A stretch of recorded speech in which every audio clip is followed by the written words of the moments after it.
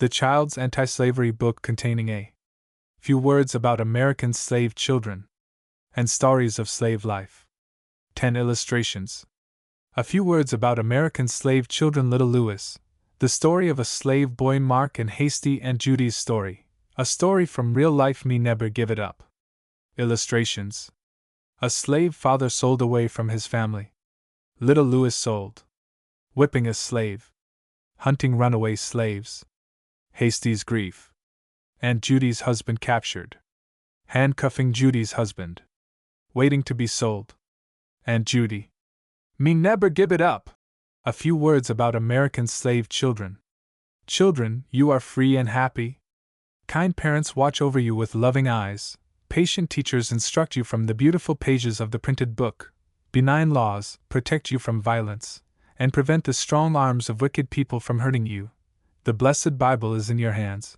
When you become men and women, you will have full liberty to earn your living, to go, to come, to seek pleasure or profit in any way that you may choose, so long as you do not meddle with the rights of other people. In one word, you are free children. Thank God. Thank God, my children, for this precious gift. Count it dearer than life. Ask the great God who made you free to teach you to prefer death to the loss of liberty. But are all the children in America free like you? No, no. I am sorry to tell you that hundreds of thousands of American children are slaves. Though born beneath the same sun and on the same soil, with the same natural right to freedom as yourselves, they are nevertheless slaves. Alas for them! Their parents cannot train them as they will, for they too have masters. These masters say to them, "Your children are ours, our property. They shall not be taught to read or write, they shall never go to school, they shall not be taught to read the Bible. They must submit to us and not to you. We shall whip them, sell them, and do what else we please with them. They shall never own themselves, never have the right to dispose of themselves, but shall obey us in all things as long as they live." Why do their fathers let these masters have their children? My father wouldn't let anybody have me, I hear one of my little free-spirited readers ask. Simply, my noble boy, because they can't help it. The masters have banded themselves together, and have made a set of wicked laws by which nearly 4 millions of men, women, and children are declared to be their personal chattels, or property. So that if one of these slave fathers should refuse to let his child be used as the property of his master, those wicked laws would help the master by inflicting cruel punishments on the parent. Hence the poor slave fathers and mothers are forced to silently witness the cruel wrongs which their helpless children are made to suffer. Violence has been framed into a law, and the poor slave is trodden beneath the feet of the powerful. But why did those slaves let their masters bring them into this state? Why didn't they fight as our forefathers did when they threw off the yoke of England's laws? Inquires a bright-eyed lad who has just risen from the reading of a history of our Revolution. The slaves were not reduced to their present servile condition in large bodies. When our ancestors settled this country, they felt the need of more laborers than they could hire. Then wicked men sailed from England and other parts of Europe to the coast of Africa. Sending their boats ashore filled with armed men, they fell upon the villages of the poor Africans, set fire to their huts, and while they were filled with fright, seized, handcuffed, and dragged them to their boats, and then carried them aboard ship. This piracy was repeated until the ship was crowded with Negro men, women, and children. The poor things were packed like spoons below the deck. Then the ship set sail for the coast of America. I cannot tell you how horribly the poor Negroes suffered. Bad air, poor food, close confinement, and cruel treatment killed them off by scores. When they died, their bodies were pitched into the sea, without pity or remorse. After a wearisome voyage, the survivors, on being carried into some port, were sold to the highest bidder. No regard was paid to their relationship. One man bought a husband, another a wife. The child was taken to one place, the mother to another. Thus they were scattered abroad over the colonies. Fresh loads arrived continually, and thus their numbers increased. Others were born on the soil, until now, after the lapse of some 2 centuries, there are nearly 4 millions of Negro slaves in the country, besides large numbers of colored people who in various ways have been made free. You can now see how easy it was for the masters to make the wicked laws by which the slaves are now held in bondage. They began when the slaves were few in number, when they spoke a foreign language, and when they were too few and feeble to offer any resistance to their oppressors, as their masters did to Old England when she tried to oppress them. I want you to remember one great truth regarding slavery, namely, that a slave is a human being, held and used as property by another human being, and that it is always a sin against God to thus hold and me a human being as property. You know it is not a sin to use an ox, a horse, a dog, a squirrel, a house, or an acre of land as property, if it be honestly obtained, because God made these and similar objects to be possessed as property by men. But God did not make man to be the property of man. He never gave any man the right to own his neighbor or his neighbor's child. On the contrary, He made all men to be free and equal, as saith our Declaration of Independence. Hence, every Negro child that is born is as free before God as the white child, having precisely the same right to life, liberty, and the pursuit of happiness, as the white child. The law which denies him that right does not destroy it. It may enable the man who claims him as a slave to deprive him of its exercise, but the right itself remains, for the wicked law under which he acts does not and cannot set aside the divine law, by which he is as free as any child that was ever born. But if God made every man, woman, and child to be free, and not property, then he who uses a human being as property acts contrary to the will of God and sins. Is it not so, my children? Yet that is what every slaveholder does. He uses his slaves as property. He reckons them as worth so many dollars, just as your father sets a certain money value on his horse, farm, or merchandise. He sells him, gives him away, uses his labor without paying him wages, claims his children as so many more dollars added to his estate, and when he dies wills him to his heirs forever. And this is sin, my children, a very great sin against God, a high crime against human nature. Mark what I say. The sin of slavery does not lie merely in whipping, starving, or otherwise ill-treating a human being, but in using him as property, in saying of him as you do of your dog, "He is my property. He is worth so much money to me. I will do what I please with him. I will keep him, use him, sell him, give him away, and keep all he earns, just as I choose." To say that of a man is sin. You might clothe the man in purple, feed him on manna from heaven, and keep him in a palace of ivory still, if you used him as your property, you would commit sin. Children, I want you to shrink from this sin as the Jews did from the fiery serpents. Hate it. Loathe it as you would the leprosy. Make a solemn vow before the Savior, who loves the slave and slave children as truly as he does you, that you will never hold slaves, never apologize for those who do. As little Hannibal vowed eternal hatred to Rome at the altar of a false god, so do you vow eternal enmity to slavery at the altar of the true and living Jehovah. Let your purpose be, "I will rather beg my bread than live by the unpaid toil of a slave." To assist you in carrying out that purpose, and to excite your sympathy for poor slave children, the following stories were written. The characters in them are all real, though their true names are not always given. The stories are therefore pictures of actual life, and are worthy of your belief. D.W. Illustration: Little Louis sold. Little Louis. The Story of a Slave Boy. By Julia Coleman. "ABC," said little Louis to himself, as he bent eagerly over a ragged primer. "Here's anoder A, and there's anoder, and there's anoder C, but I can't find anoder B. Missy Katy said I must find just so many as I can. Dear little Missy Katy!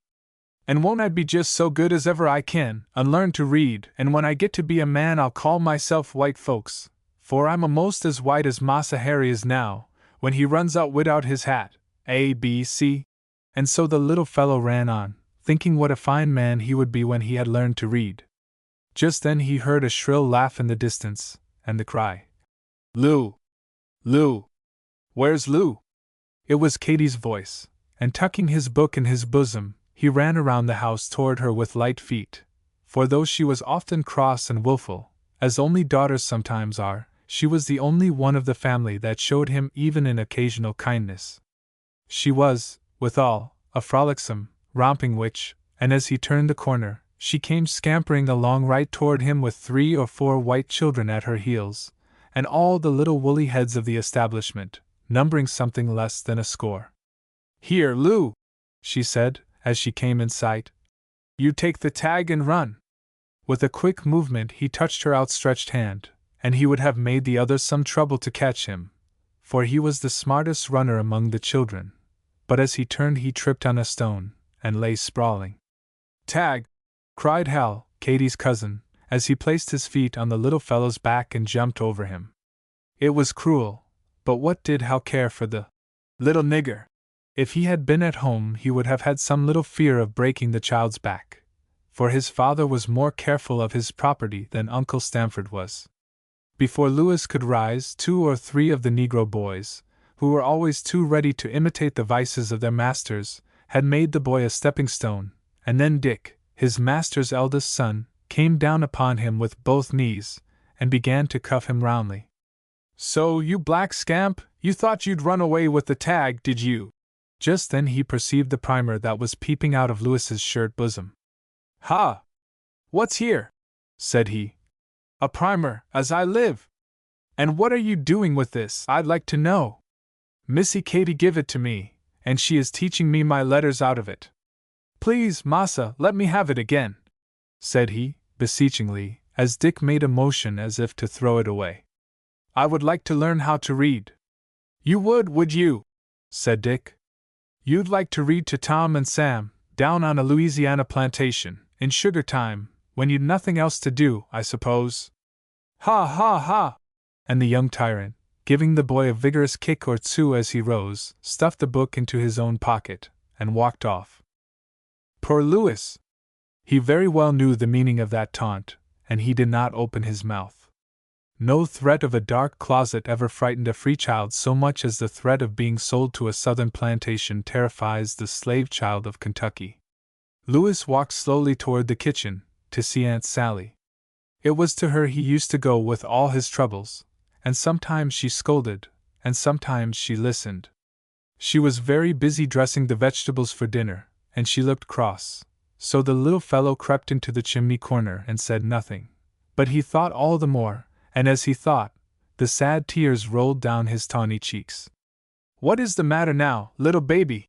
was Aunt Sally's tender inquiry. Louis commenced his pitiful tale, but as soon as Aunt Sally heard that it was about learning to read, she shut him up with, "Good enough for you! What do you want of a book? Readin' isn't for the likes of you, and the less you know of it the better." This was poor sympathy, and the little fellow, with a half-spiteful feeling, scrambled upon a bench near by, and tumbled out of the window. He alighted on an ash-heap, not a very nice place to be sure, but it was a retired corner, and he often hid away there when he felt sad and wanted to be alone. Here he sat down, and leaning his head against the side of the house, he groaned out, "My mother, oh my mother! If you ain't dead, why don't you come to me?" By degrees he calmed down, and half asleep there in the sunshine, he dreamed of the home that he once had. His mother was a noble woman, so he thought. Nobody else ever looked so kindly into his face. He was sure nobody else ever loved him as she did, and he remembered when she was gay and cheerful, and would go all day singing about her work. And his father, he could just remember him as a very pleasant man that he used to run to meet, sometimes, when he saw him coming home away down the road, but that was long ago. He had not seen him now for years, and he had heard his mother say that his father's master had moved away out of the state and taken him with him, and maybe he would never return. Then Louis's mother grew sad, and stopped her singing, though she worked as hard as ever, and kept her children all neat and clean. And those dear brothers and sisters, what had become of them? There was Tom, the eldest, the very best fellow in the world, so Louis thought. He would sit by the half-hour making tops, and whistles, and all sorts of pretty playthings. And Sam, too. He was always so full of fun and singing songs. What a singer he was! And it was right cheerful when Sam would borrow some neighbor's banjo and play to them. But they were all gone, and his sad, sweet-faced, ladylike sister Nellie, too, they were all taken off in one day by one of the ugliest Negro drivers that ever scared a little slave boy's dreams. And it was while his mother was away from home too. How she did cry and take on when she came back and found them all gone, and she hadn't even the chance to bid them goodbye.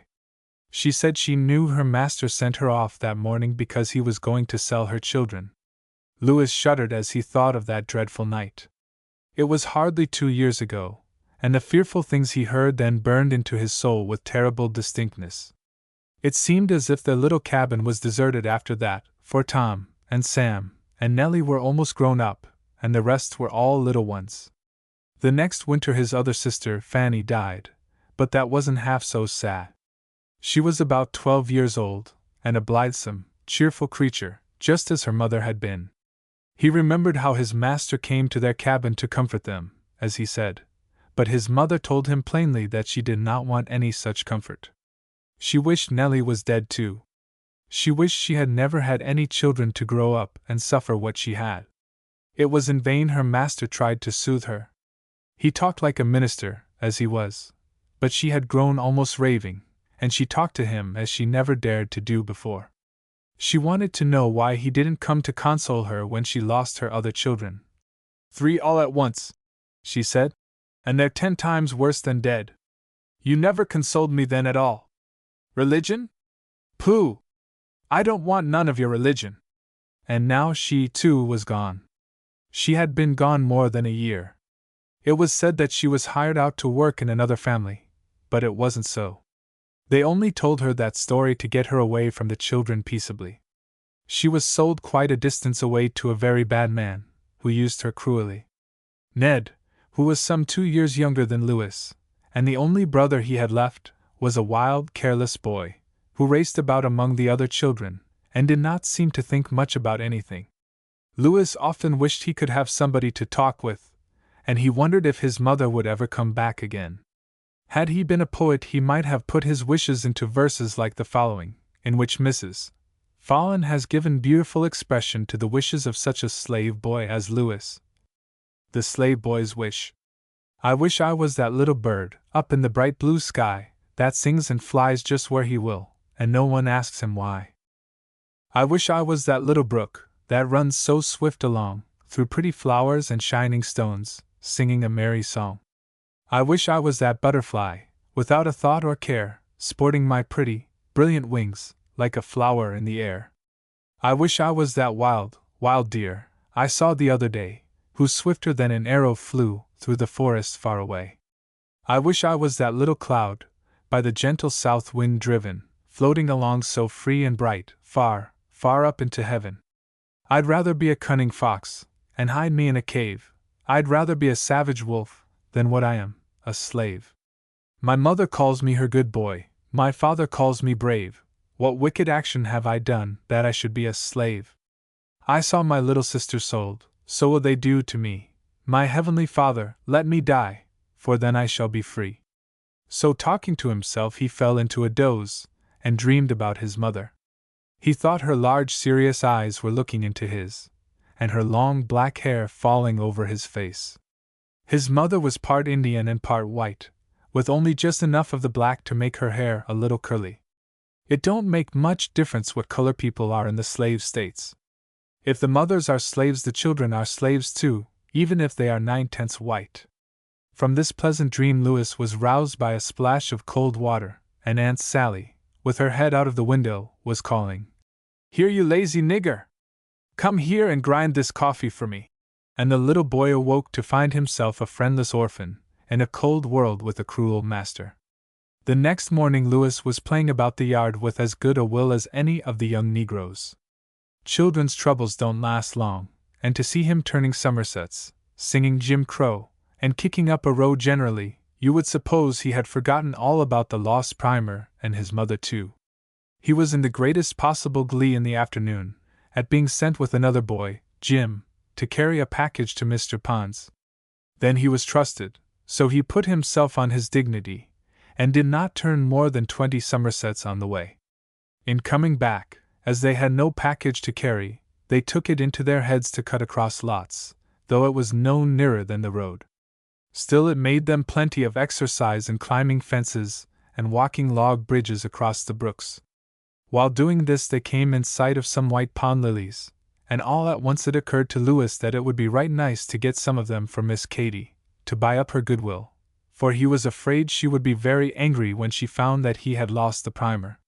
So he waited and paddled about till he had collected quite a handful of them, in spite of Jim's hurrying up, and telling him that he would get his head broke, for Mrs. had told them to be quick.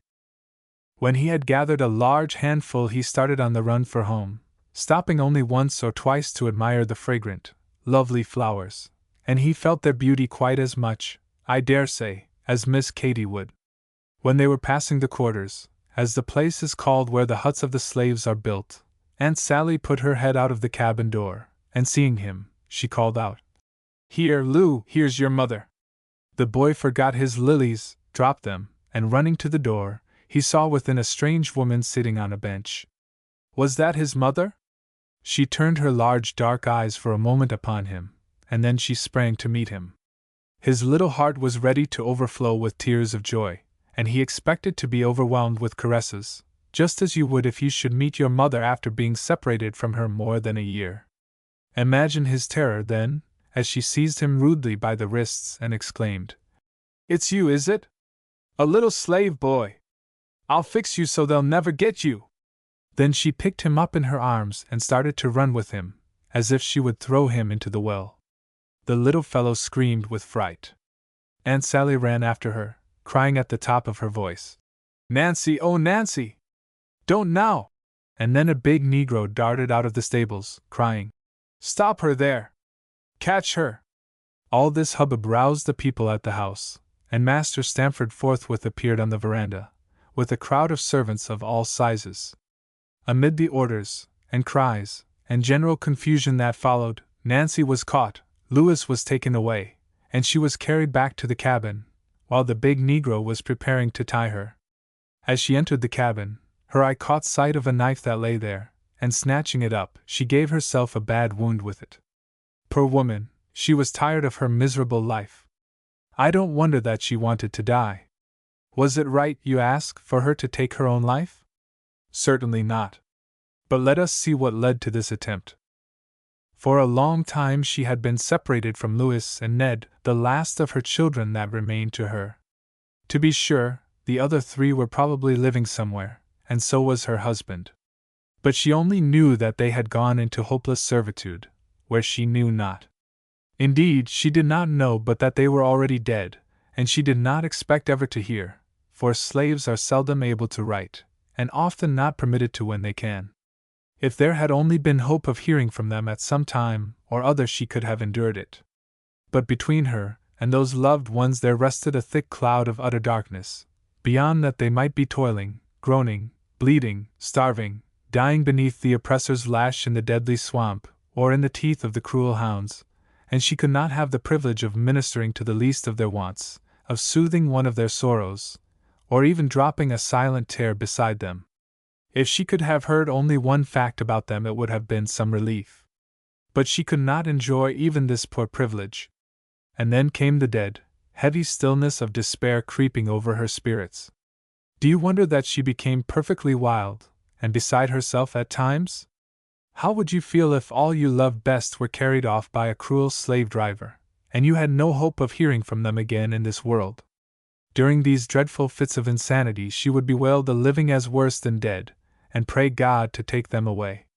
Then she would curse herself for being the mother of slave children, declaring that it would be far better to see them die in their childhood, than to see them grow up to suffer as she had suffered.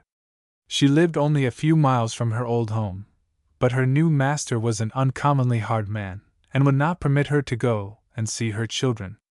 He said it would only make her worse, and his slaves should learn that they were not to put on airs and have whims. It was their business to live for him. Didn't he pay enough for them, and see that they were well fed and clothed, and what more did they want? This he called kind treatment. Very kind, indeed, not to allow a mother to go and see her own children. But when she was taken with those insane spells, and would go on so about her children that she was not fit to work, indeed could not be made to work, it was finally suggested to him that a visit to her children would do her good. This was the occasion of her present visit, and it was because she was insane that she attempted to take her own life.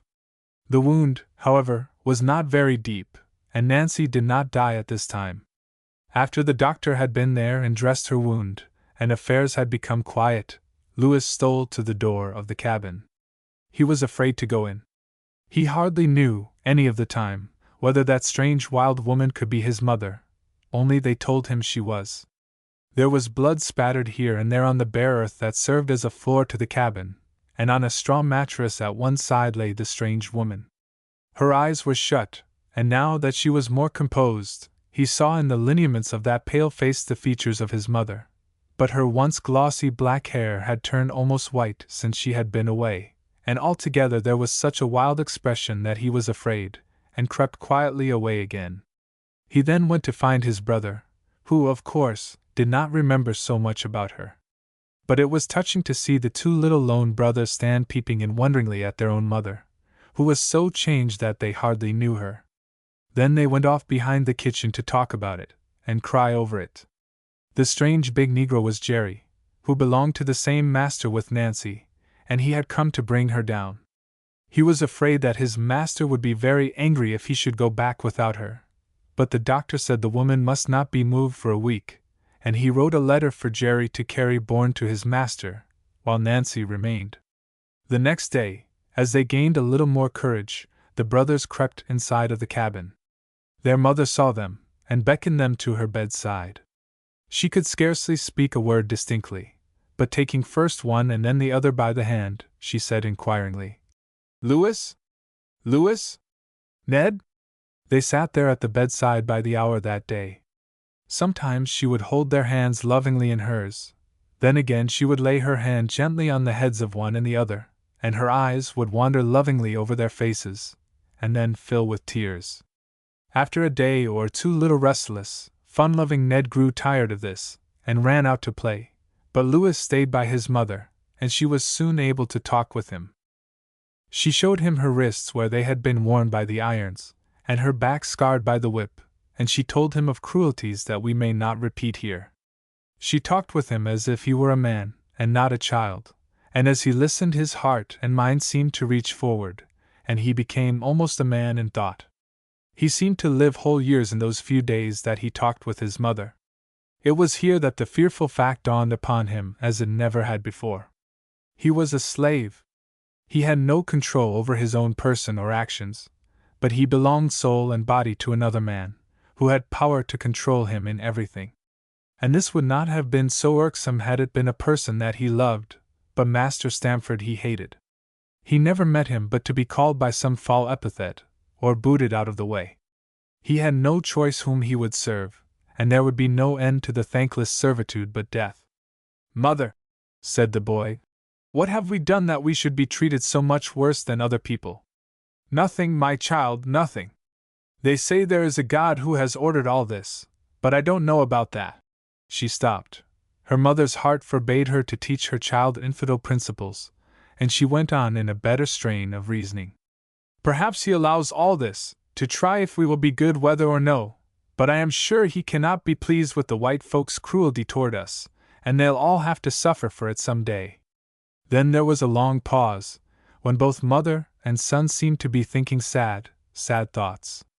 Finally the mother broke the silence by saying, "Well, here we are, and the great question is how to make the best of it, if there is any best about it." "I know what I'll do, mother," said Louis earnestly. "I'll run away when I'm old enough." "I hope you may get out of this terrible bondage, my child," said the mother. "But you had better keep that matter to yourself at present. It will be a long time before you are old enough. There is one thing about it, if you're going to be a free man, you'll want to know how to read." Louis's heart was full again, and he told his mother the whole story of the primer. "And did Missy Katy never ask about it afterward?" inquired the mother. "No, she never has said a word about it." "Oh well, she don't care. There are some young missies with tender hearts that do take a good deal of pains to teach poor slaves to read, but she isn't so, nor any of Massa's family, if he is a minister. He don't care any more about us than he does about his horses. You mustn't wait for any of them, but there's Sam Tyler down to Massa Pond's, he can read, and if you can get him to show you some, without letting Massa know it, that'll help you, and then you must try by yourself as hard as you can. Thus did the poor slave mother talk with her child, trying to implant in his heart an early love for knowledge. But the time soon came when Nancy was well enough to go back to her cruel servitude. This visit had proved a great good to little Louis. The entire spirit of his thoughts was changed. He was still very often silent and thoughtful, but he was seldom sad. He had a fixed purpose within, which was helping him to work out his destiny. His first effort was to see Sam Tyler. This old man was a very intelligent mulatto belonging to Mr. Pond. For some great service formerly rendered to his master, he was allowed to have his cabin, and quite a large patch of ground, separated from the other Negroes, and all his time to himself, except 10 hours a day for his master. His master had also given him a pass, with which he could go and come on business, and the very feeling that he was trusted kept him from using it to run away with. Mr. Pond was very kind to all his servants, as he called them, and a more cheerful group could not be found in the state. It would have been well if the Rev. Robert Stamford and many of his congregation had imitated Mr. Pond in this respect, for his servants worked more faithfully, and were more trustworthy than any others in the vicinity. There was one thing more that he should have done. He should have made out free papers for them, and let them go when they pleased. When Louis mentioned his wish to Sam Tyler, the old man was quite delighted with the honor done to his own literary talent. "But you see," said he, "I can tell you what is a sight better. Come over to Massa Pond's Sunday school. I advise ye to ask Massa Stamford, and then ye can come every Sunday." Louis had a notion that it would not be very easy to get his master's permission, so the next Sunday he went without permission. It was a right nice place for little folks and big ones too. Nearly all Mr. Pond's servants were there punctually. It was held an hour, and Mr. Pond himself, or one of his sons, was always there.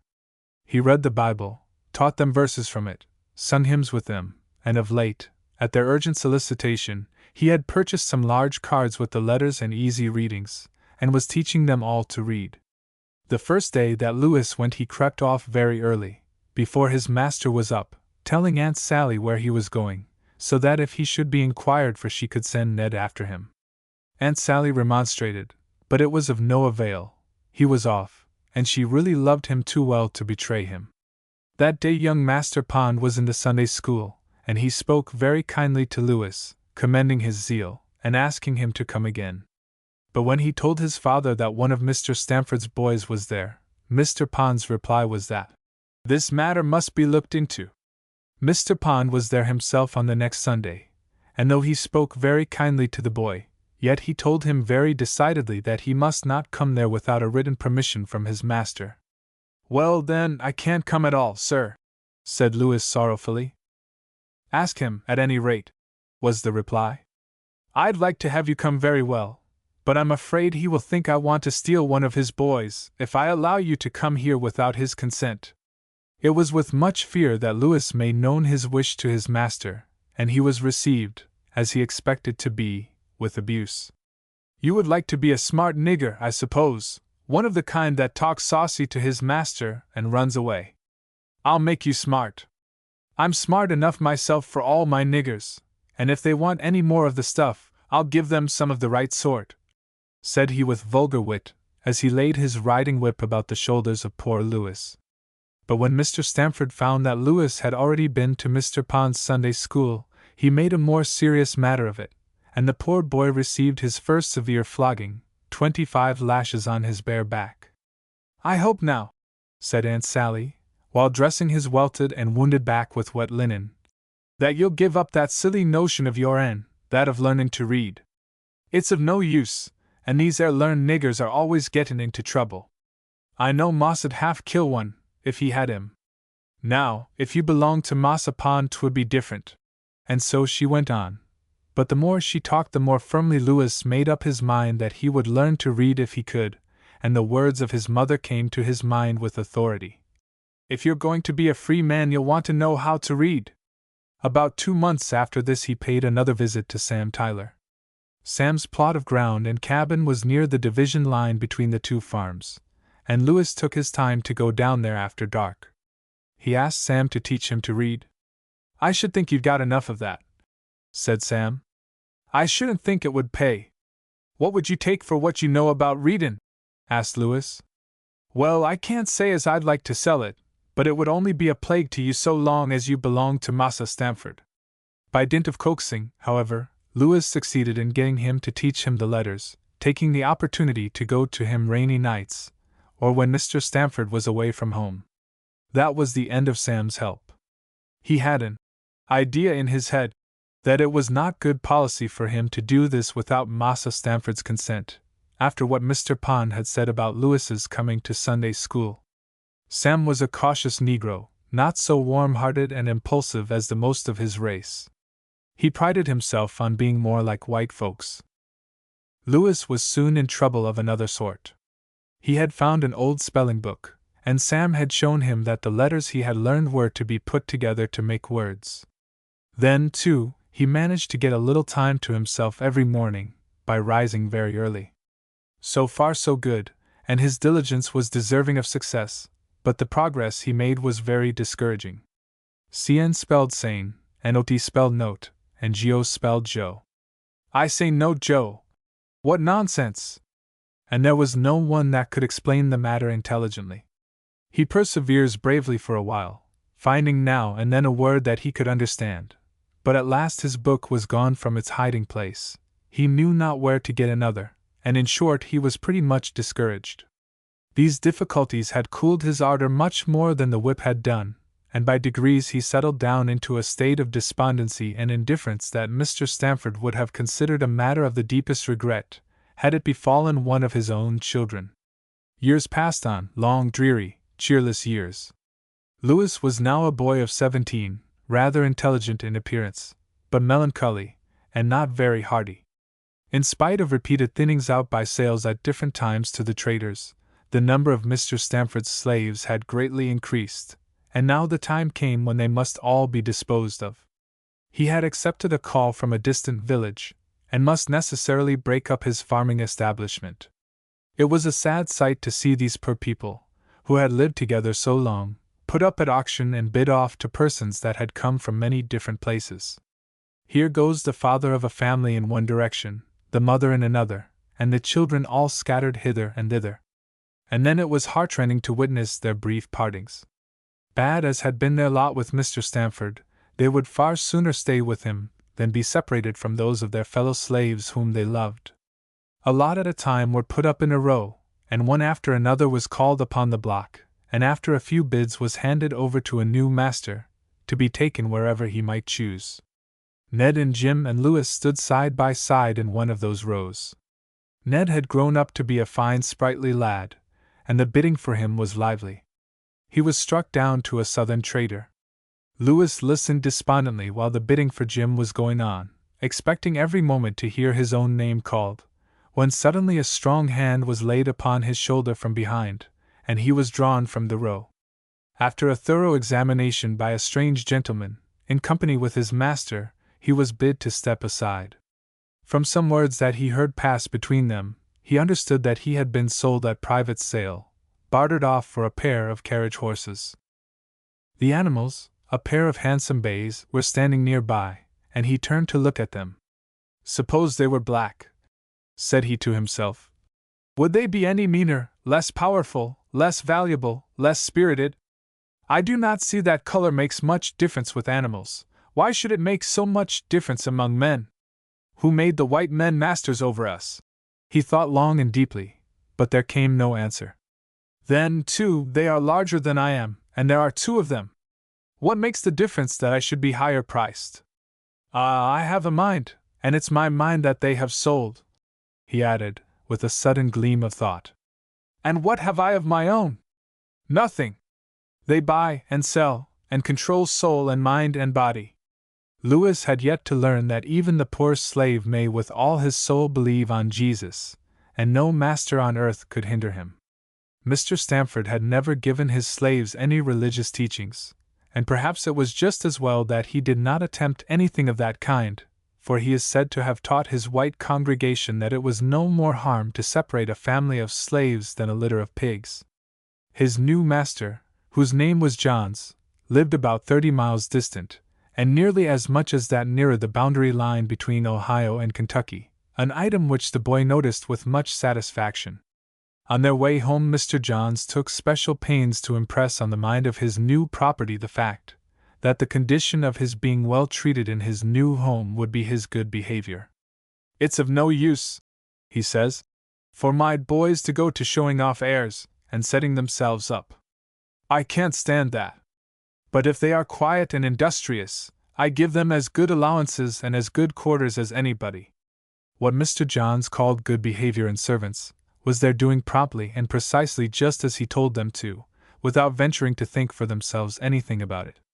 If any of them did venture an opinion before him, he shut them up with a cut of the whip or a sharp word, so that the utmost extent of their conversation in his presence was a strict answer to his questions, and, "Yes, massa," in reply to his commands. Louis was destined to assist in the garden. Mr. Johns was very fond of horticulture, but to have had his head gardener a slave would have involved the necessity of talking with him, and consulting him too much to consist with his views of propriety. The slaves of families in the far South are not usually treated in this manner, but Mr. Johns was by birth an Englishman. The gardener, then, was a free white man named Spencer, and Louis found him a very pleasant master. It was not difficult for him to find his way into his good graces, so that Louis did not suffer so much by the change as he expected. His heart was already hardened by the loss of so many friends, that he took this with unexpected indifference. But he did miss his brother Ned. More than once, in his dreams, did he hear him crying for help, but after a while he heard, through a fellow slave, that Ned was serving as waiter in a hotel at Louisville. This was the last he ever heard of him. Besides this, Louis loved his new work.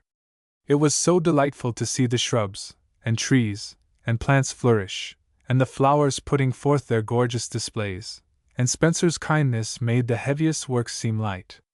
It is very easy to serve a man that governs by kindness, but Louis thought it would be much harder to serve Spencer if he had felt that he was his owner.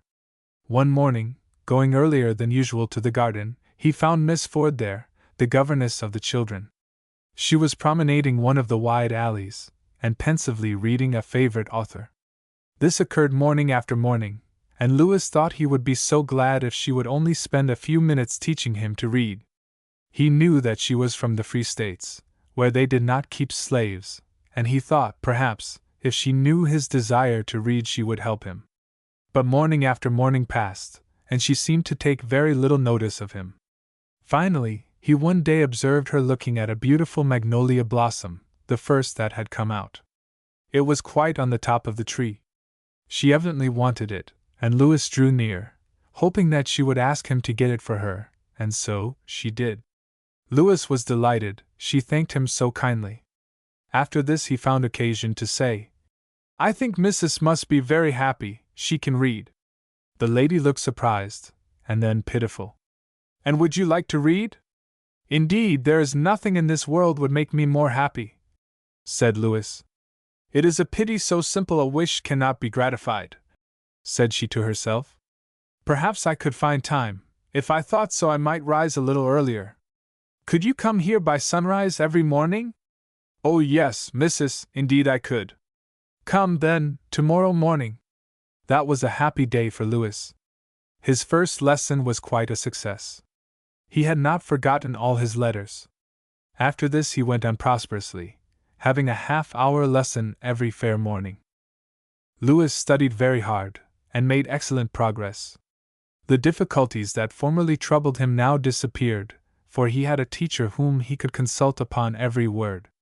Miss Ford gave him a few pence to buy candles with, and all his evenings were spent in assiduous devotion to his new task.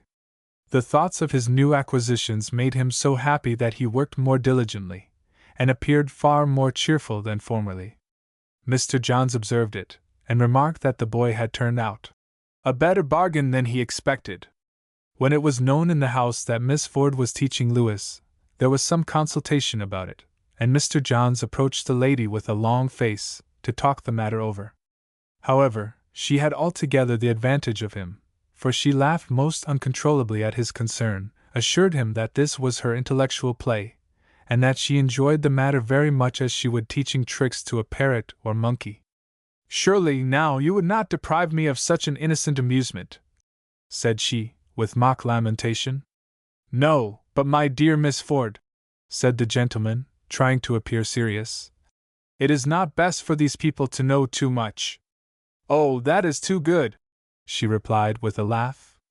"Do you expect him to rival a Henry Clay or an Andrew Jackson?" And then she went on telling some such funny mistakes and ludicrous blunders of the boy, that Mr. Johns could resist no longer, and he joined in the laugh. There was evidently no such thing as pinning her fast to serious reasoning on the subject, and as she stood very high in Mr. John's good graces, he concluded he might about as well let her do as she liked. She had been a long time in the family, and as they had seen no ultra-abolition traits, they thought her sound at heart on that subject. And so she was, for had she known the true situation of the slaves, all the better feelings of her noble soul would have risen up in rebellion against the groundwork of the abominable institution.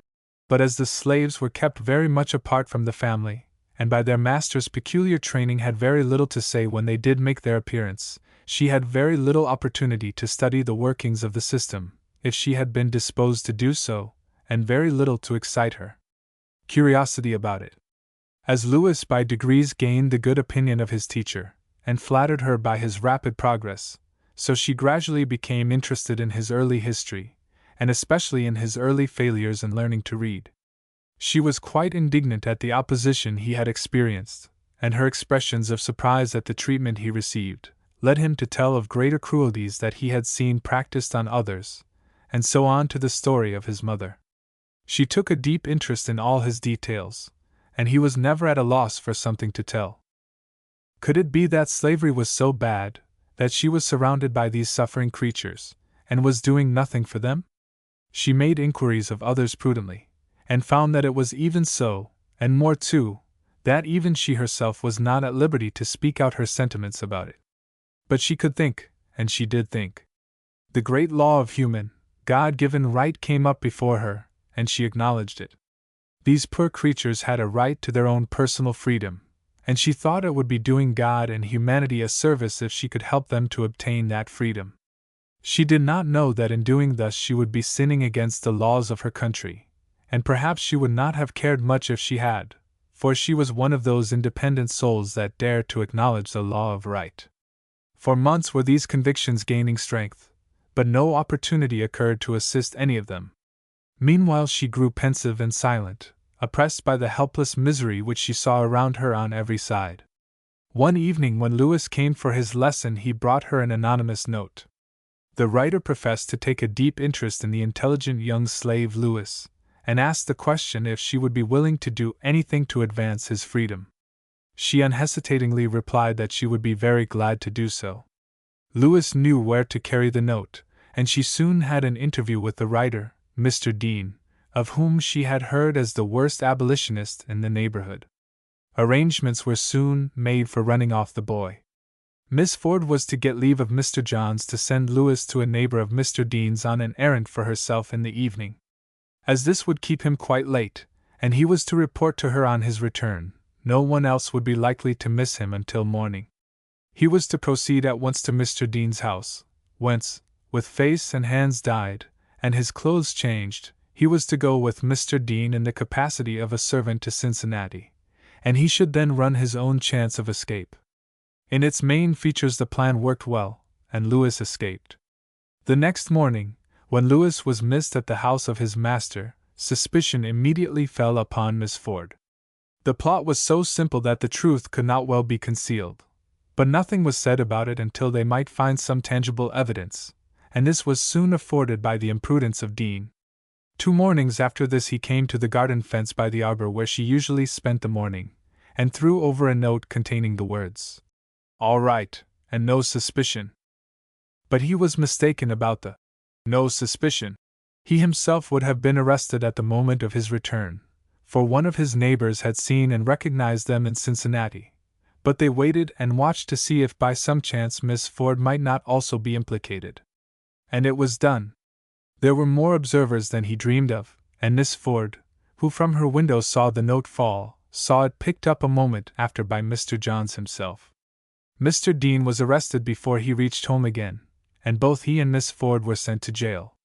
Complaints were preferred against them, but many months passed before they were brought to trial. When at last the trial came off, Mr. Dean was sentenced to imprisonment for 10 years, and $5,000 fine. Miss Ford's sentence was 5 years imprisonment, but the governor finally granted a reprieve of the last 2 years.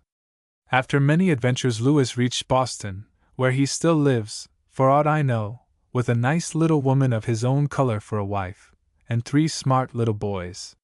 He labored so diligently in the cultivation of his mind that he became qualified for a teacher, and has been for a long time engaged in that pleasant and profitable occupation. But best of all, he has become a sincere Christian, rejoicing in the privilege of worshiping God according to the dictates of his own conscience, with none to molest nor make him afraid. He has heard once more from his parents.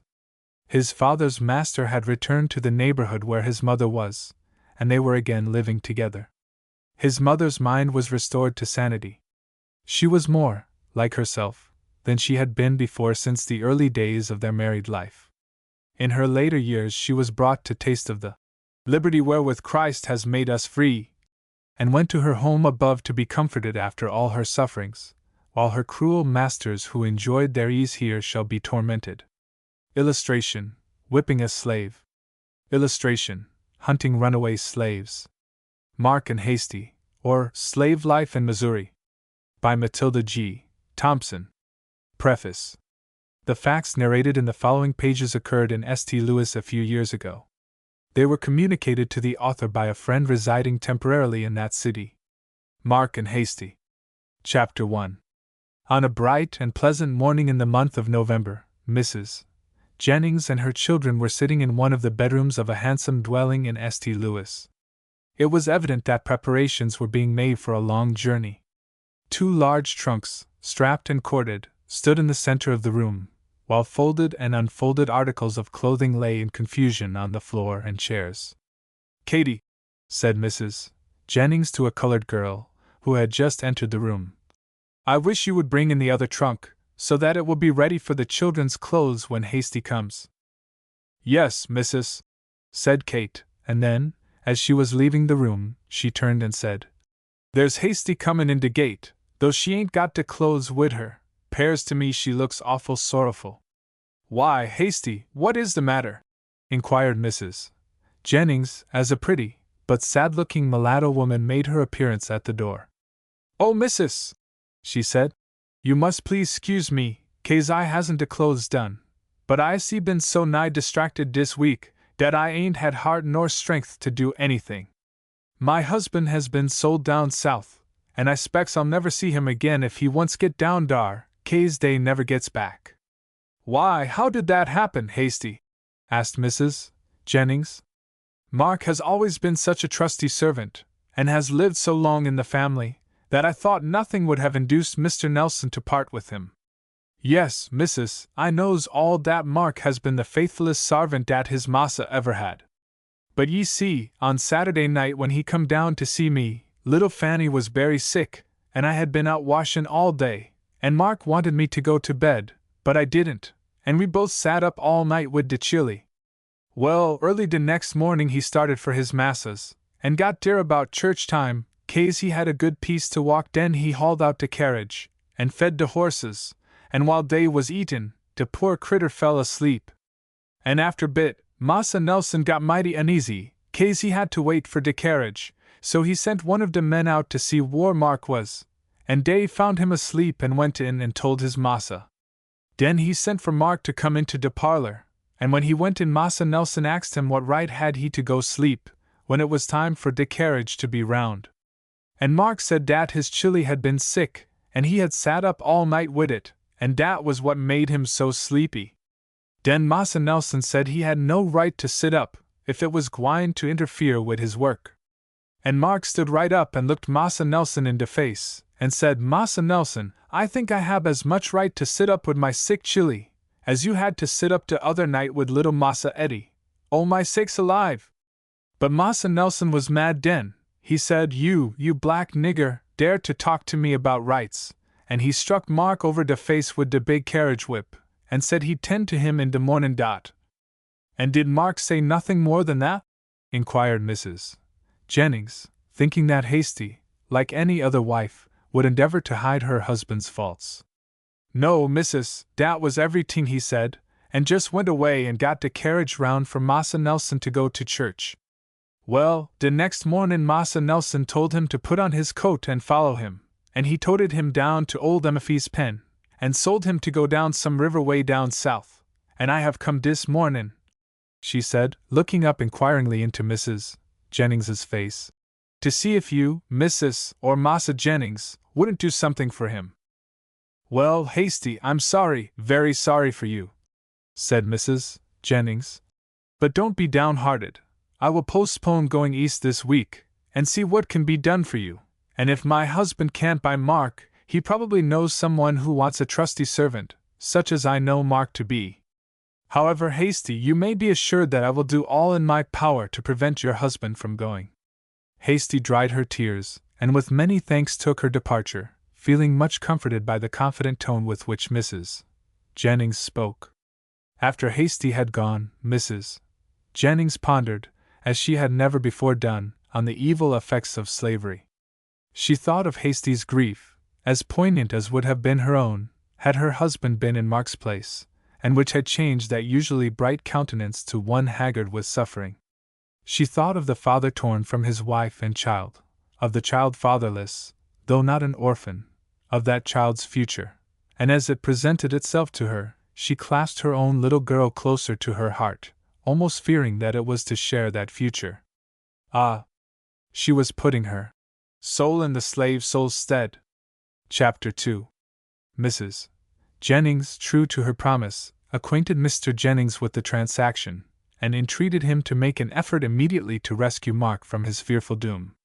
Well, my dear, he answered, it appears that the boy has been impudent, and I don't know that it would be right for me to interfere, but Mark has always been such a good servant that if I had been his master I would have overlooked it, or at least would not have punished him so severely.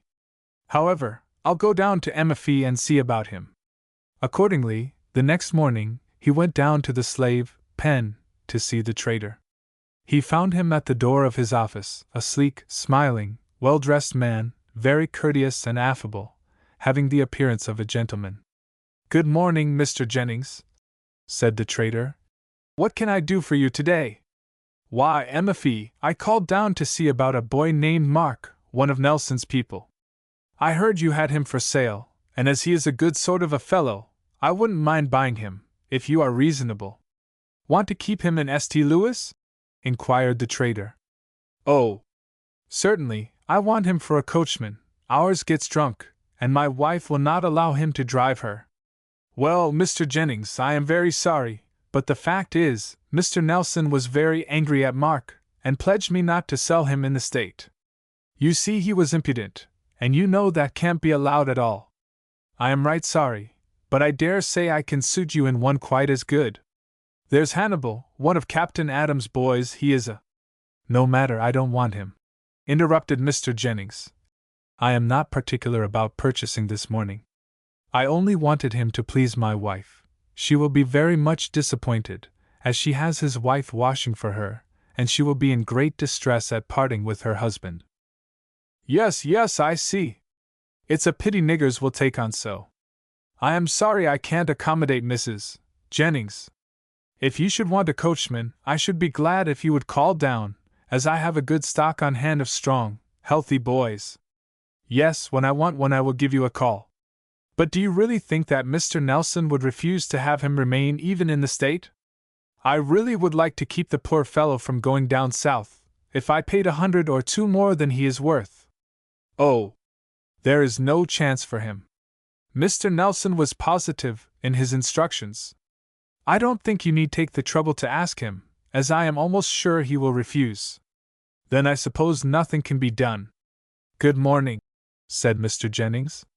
Good morning, sir. I am sorry we can't trade. Mr. Jennings went home, and acquainted his wife with the result of his mission. She was a kind mistress to her slaves, and had seen but little of the horrors of slavery. To be sure, she had heard of instances of cruelty, but they had made but little impression on her, and had soon been forgotten.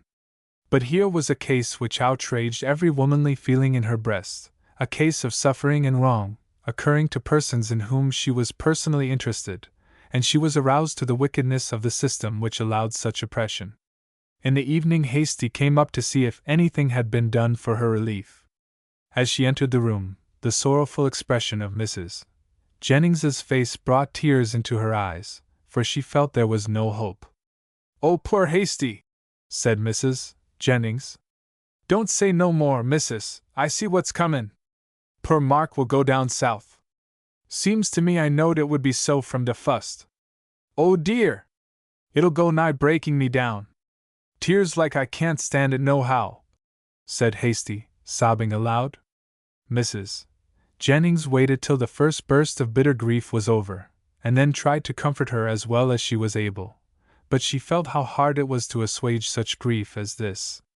She spoke to her of the hope of seeing her husband again in this world, and of the certainty, at least, if both tried to do the will of God, of meeting in heaven.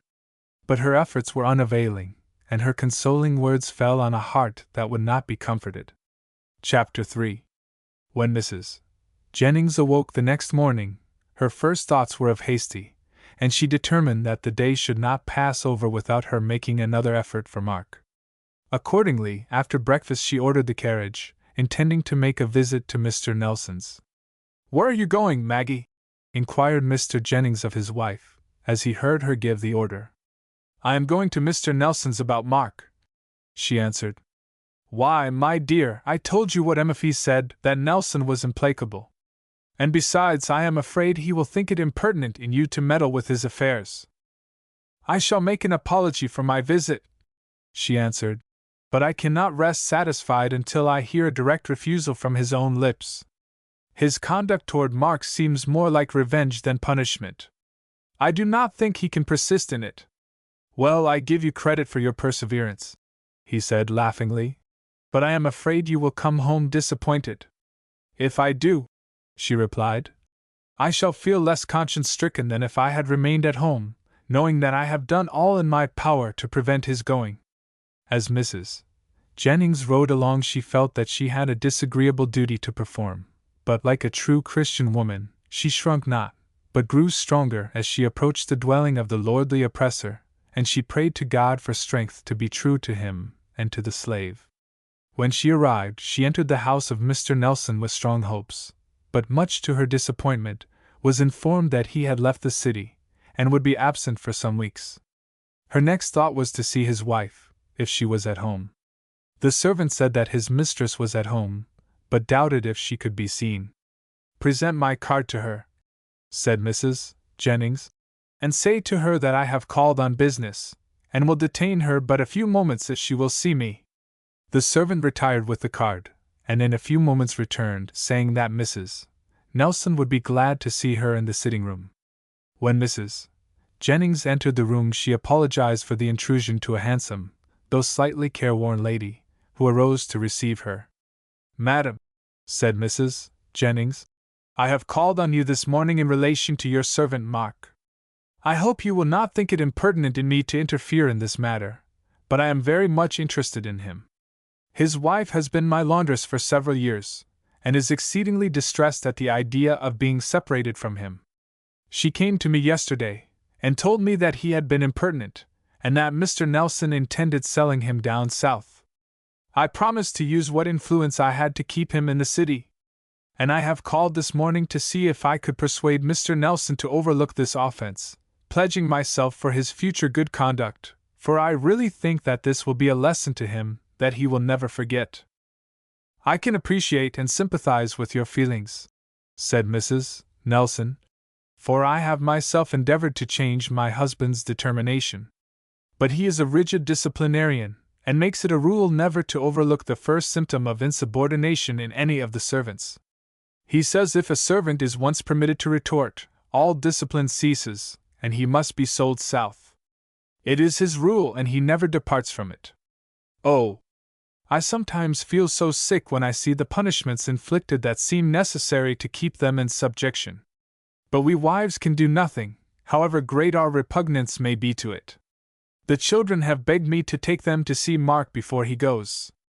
I heard from one of the servants that his owner intended starting tomorrow, so that this will be the only opportunity they will have to see him, and I think I will gratify them and let them go. Mrs. Nelson rang the bell, and in a few moments Sally had the children ready. I intended to go down myself, said Mrs. Jennings, and if you have no objections I will take the children down in my carriage, as it is waiting at the door.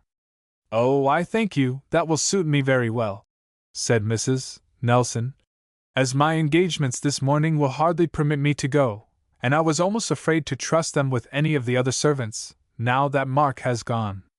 Mrs. Jennings and the children immediately entered the carriage and drove to the yard.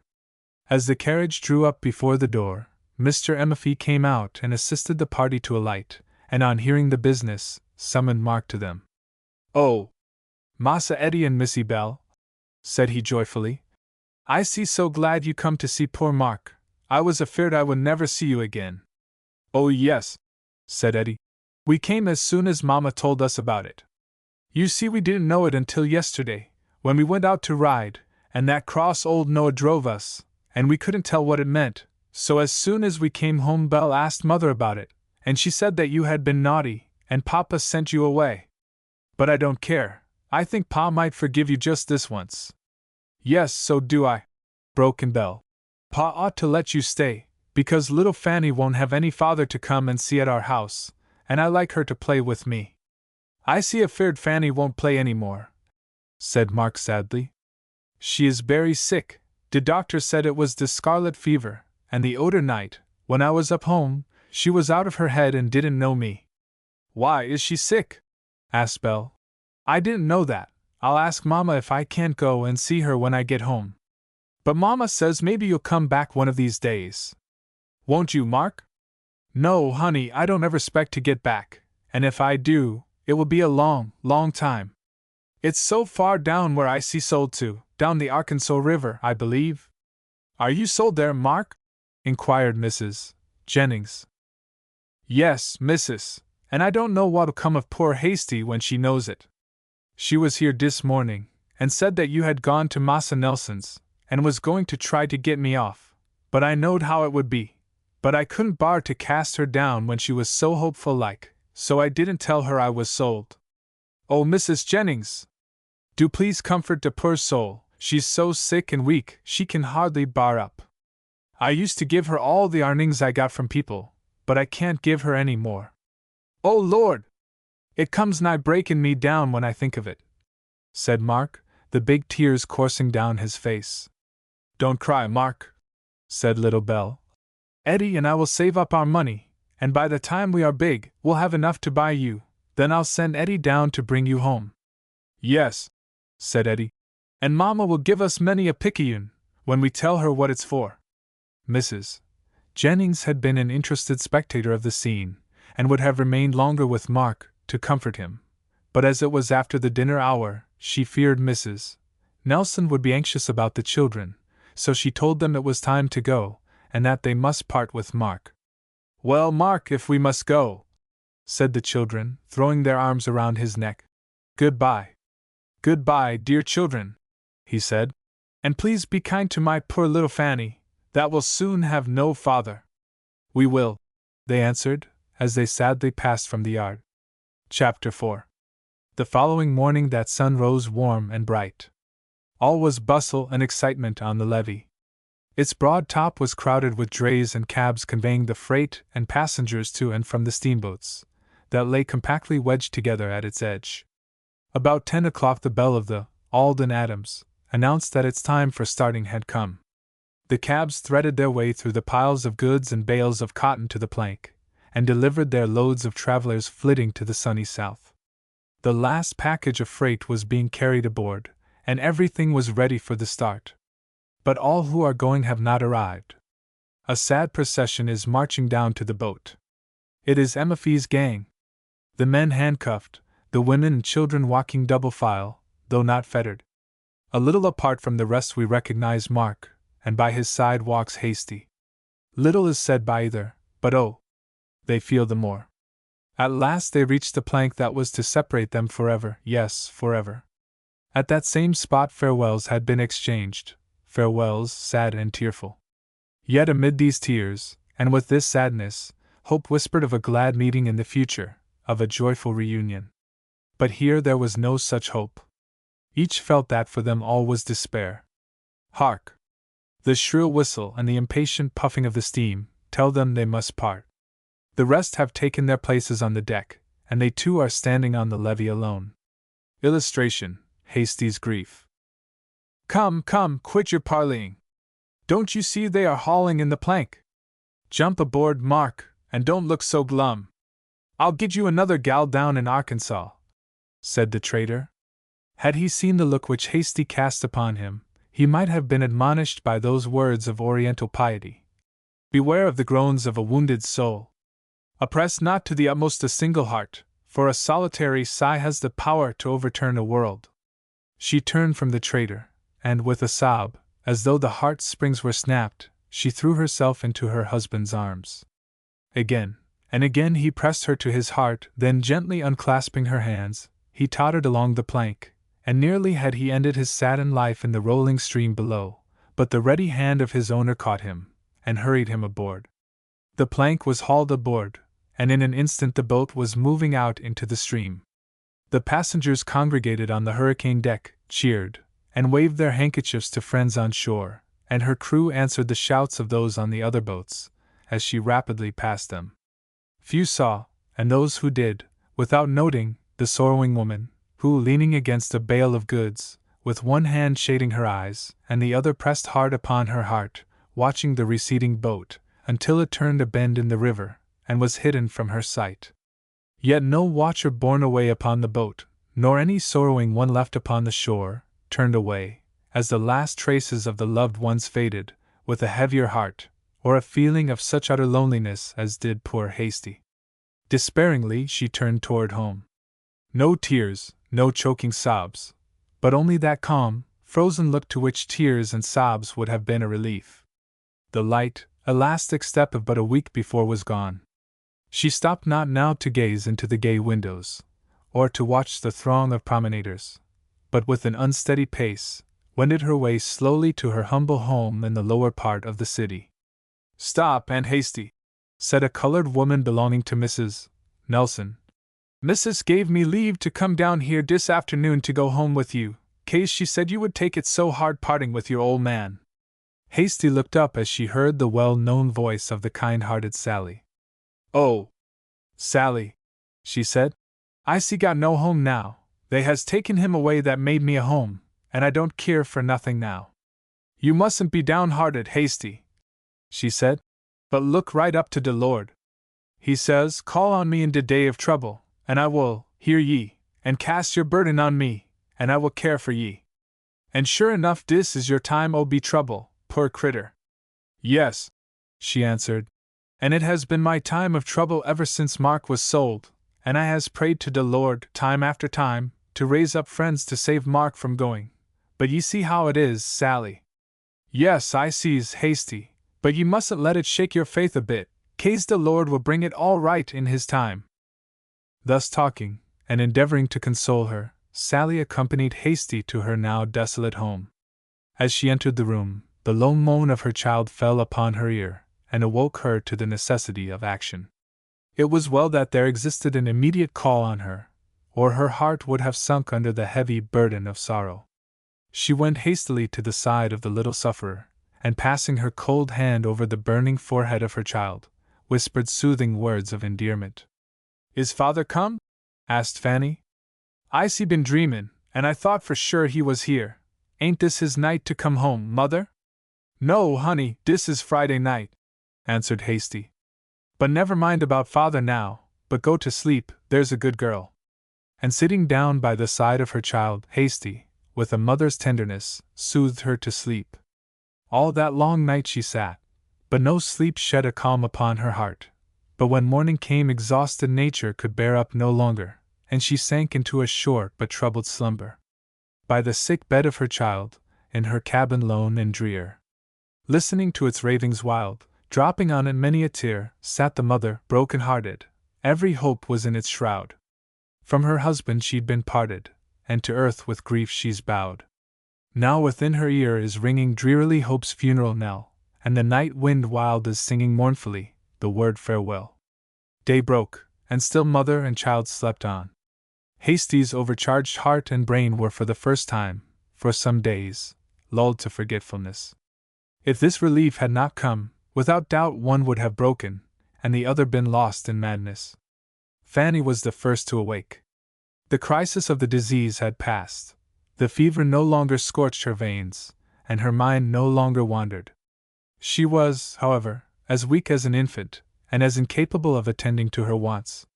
For the first time for many days she felt a desire for food, and raising herself partly up, called to her mother to get her breakfast.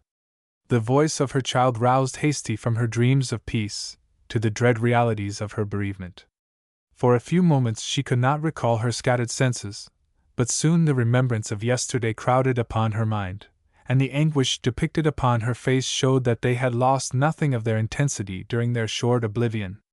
"Why, Fanny, child, is you awake? And the fever all gone, too? How is your dis mornin', dear?" asked Hasty. "Oh, I feel a heap better, mother," answered Fanny, "and I think I will be pretty near well by the time Pappy comes tonight." Every word her child uttered fell as a leaden weight upon her heart. Her mind instinctively reverted to the last time her husband had been there. Then no thought of separation clouded their minds, but together they watched beside their sick child, beguiling the long hours of the night with hopeful and loving converse. Then she thought of the incidents of the week as they followed each other in quick succession, the news of his sale, the trader's pen, the parting, all seemed burned upon her brain in coals of living fire, and with a moan of agony she sank insensible upon the bed. A few moments after Mrs. Jennings entered the room. Ever since visiting Mark, and witnessing his anguish, she had constantly thought of Hasty, and longed for an opportunity of consoling her, and rendering her any assistance in her power. Feeling this morning uneasy at not hearing from her, she determined to go and see her. After some difficulty she at last found her, and, as we have seen, arrived very opportunely. Instantly, upon seeing the state of affairs, Mrs. Jennings ordered her coachman to go for a physician, while she and her maid, whom she had brought with her, used every means to restore Hasty to consciousness, and in a short time they succeeded in their efforts. The doctor arrived shortly after, and advised rest and quiet as the best restoratives to her shattered nerves. The wants of Fanny were also attended to, and the cravings of her appetite satisfied from a basket of food which the thoughtful care of Mrs. Jennings had provided. Mrs. Jennings's next thought was to procure a nurse for Hasty. Here she had no difficulty, for the neighbors of Hasty willingly offered their services. Selecting one who appeared thoughtful and tidy, Mrs. Jennings returned home with a heart lightened by a consciousness of duty well performed. For some days Hasty lay in a kind of stupor, without taking any notice of transpiring events, or seeming to recur to those of the past. She was daily supplied with various little dainties and luxuries suitable to an invalid, and received many other attentions from the kind-hearted Mrs. Jennings.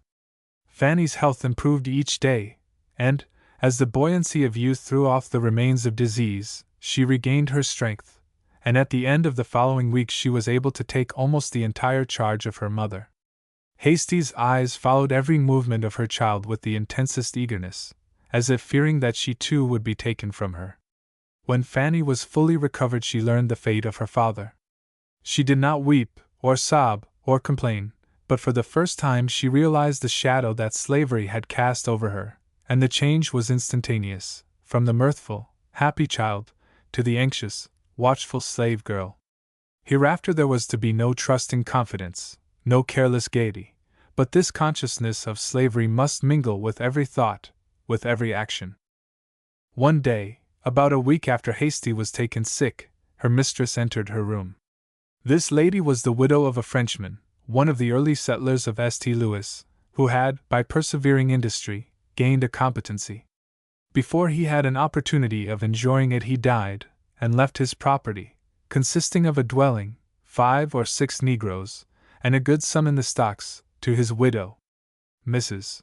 LaRue, on breaking up housekeeping, allowed Hasty to hire her time for $2 a week, on condition that at the end of each month the required sum was to be forthcoming, and in the event of failure, the revocation of the permission was to be the inevitable consequence.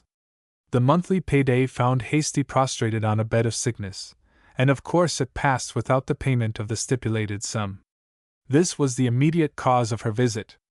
The anxiety depicted in the countenance of Mrs. LaRue did not arise from any sympathy for the emaciated and suffering woman before her, but only from that natural vexation with which a farmer would regard the sudden falling lame of a valuable horse. The idea of commiserating Hasty's condition as a human being, as a sister, never for a moment occurred to her. Indeed, the sickness of the little poodle dog, which she led by a pink ribbon, would have elicited far more of the sympathies of her nature. In Hasty she saw only a piece of property visibly depreciated by sickness. "What is the matter with you, girl? Why have you not come to pay me my money?" she asked harshly, as she took the seat that Fanny had carefully dusted off. "Oh, missus, I see been too sick to work dis 2 weeks, but I see got $5 saved up for you, and if ever I get well I can pay you the rest soon." "Pay the rest soon? Yes, you look very much like that. You are just making a fool of yourself about your husband, that is the way you niggers do. You are just trying to cheat me out of the money. I'll never let one of my women get married again."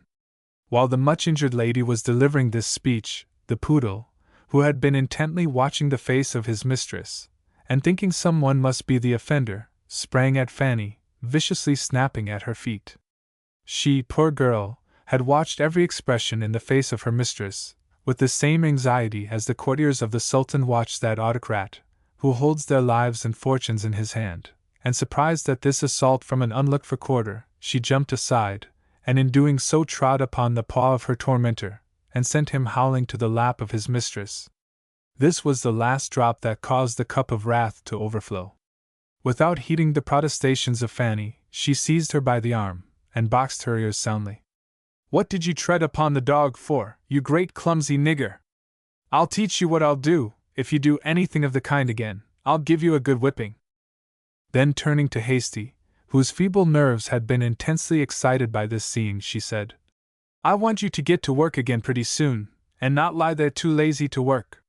You need not think I am going to lose my money by your foolishness. I shall expect your month's payment as usual, and if I don't get it, I will hire you out like the rest. And there is another thing I have to say, you are not going to keep this lazy girl here to hinder you, and to spend money on. A lady I know wants just such a girl to go to the door, and to wait on her, who will give me $2 a month for her, and it is quite time she was doing something. I will not take her away now, but next week do you tidy her up and send her to me." Chapter 5. Hasty was dying. She knew that it was to be so. For herself it was a release which she hailed gladly, but the thought of leaving her child rent her heart with anguish. She could see what the lot of that poor waif of childhood, cast upon the sea of southern despotism, would be, and she longed to protect her from it. Yet what is a slave mother's protection to her child? What blow can she arrest? What temptation avert? None. Even a mother's claim is unrecognized, and the child's affection unregarded. Hasty's strength gradually declined until Sunday, when, feeling that death was near, she sent Fanny for Mrs. Jennings for the purpose of bidding her farewell, and asking her protection for her daughter. Mrs. Jennings, on learning from Fanny the condition of Hasty, immediately complied with the request. On entering the room she was surprised and shocked at the ravages that mental and bodily suffering had made on the once handsome woman. Seating herself by the bedside, Mrs. Jennings inquired in what way she could ease the mind of the dying mother. With earnestness did Hasty plead that her child might be rescued from her present condition. She entreated Mrs. Jennings to buy Fanny from Mrs. LaRue, and bring her up in the fear of God, and beyond the reach of a slave girl's perils. All this Mrs. Jennings promised, and with many a word of comfort she smoothed the passing of the immortal spirit into the unknown country. She pointed to the Savior, and told of his wondrous love, of the equality of all in his sight, and of the saving power of his grace extended to all, whether bond or free. Just as the sun threw his last rays upon the spires of the city, Hasty's spirit was released, and she was free. Fanny gave herself up to a child's grief, and refused to be comforted. To the slave, the affections are the bright spots in his wilderness of sorrow and care, and as an Arab loves the oasis the better that it is in the midst of the desert, so the slave centers the whole strength of his nature in his loved ones, the more so that he is shut out from the hopes of wealth, the longings of ambition, and the excitements of a freeman's life. Mrs. Jennings verified her promise to Hasty, and soon after her death purchased Fanny. But her whole soul revolted at a system which could cause the suffering she had seen, and in the course of a few months she prevailed upon her husband to close his business in St. Louis, and remove to Chicago, where she is an active worker among the anti-slavery women in that liberty-loving city. She has instilled the principles of freedom for all men into the minds of her children, and recently wrote the following verses for them on the occasion of the celebration of the 4th of July. Little children, when you see high your country's banner wave, let your thoughts a moment be turned in pity on the slave. When with pride you count the stars, when your hearts grow strong and brave, think with pity of the scars borne in sorrow by the slave. Not for him is freedom's sound, not for him the banners wave, for, in hopeless bondage bound, toils the sad and weary slave. All things round of freedom ring, winged birds and dashing wave, what are joyous sounds to him in his chains, a fettered slave. Illustration: Aunt Judy's husband captured. See page 133. Aunt Judy's Story, a story from real life. By Matilda G. Thompson. Chapter 1. Look! Look! Mother, there comes old Aunt Judy, said Alfred, as an old colored woman came slowly up the gravel walk that led to the handsome residence of Mr. Ford, of Indiana. The tottering step, the stooping back, and glassy eye, betoken extreme age and infirmity.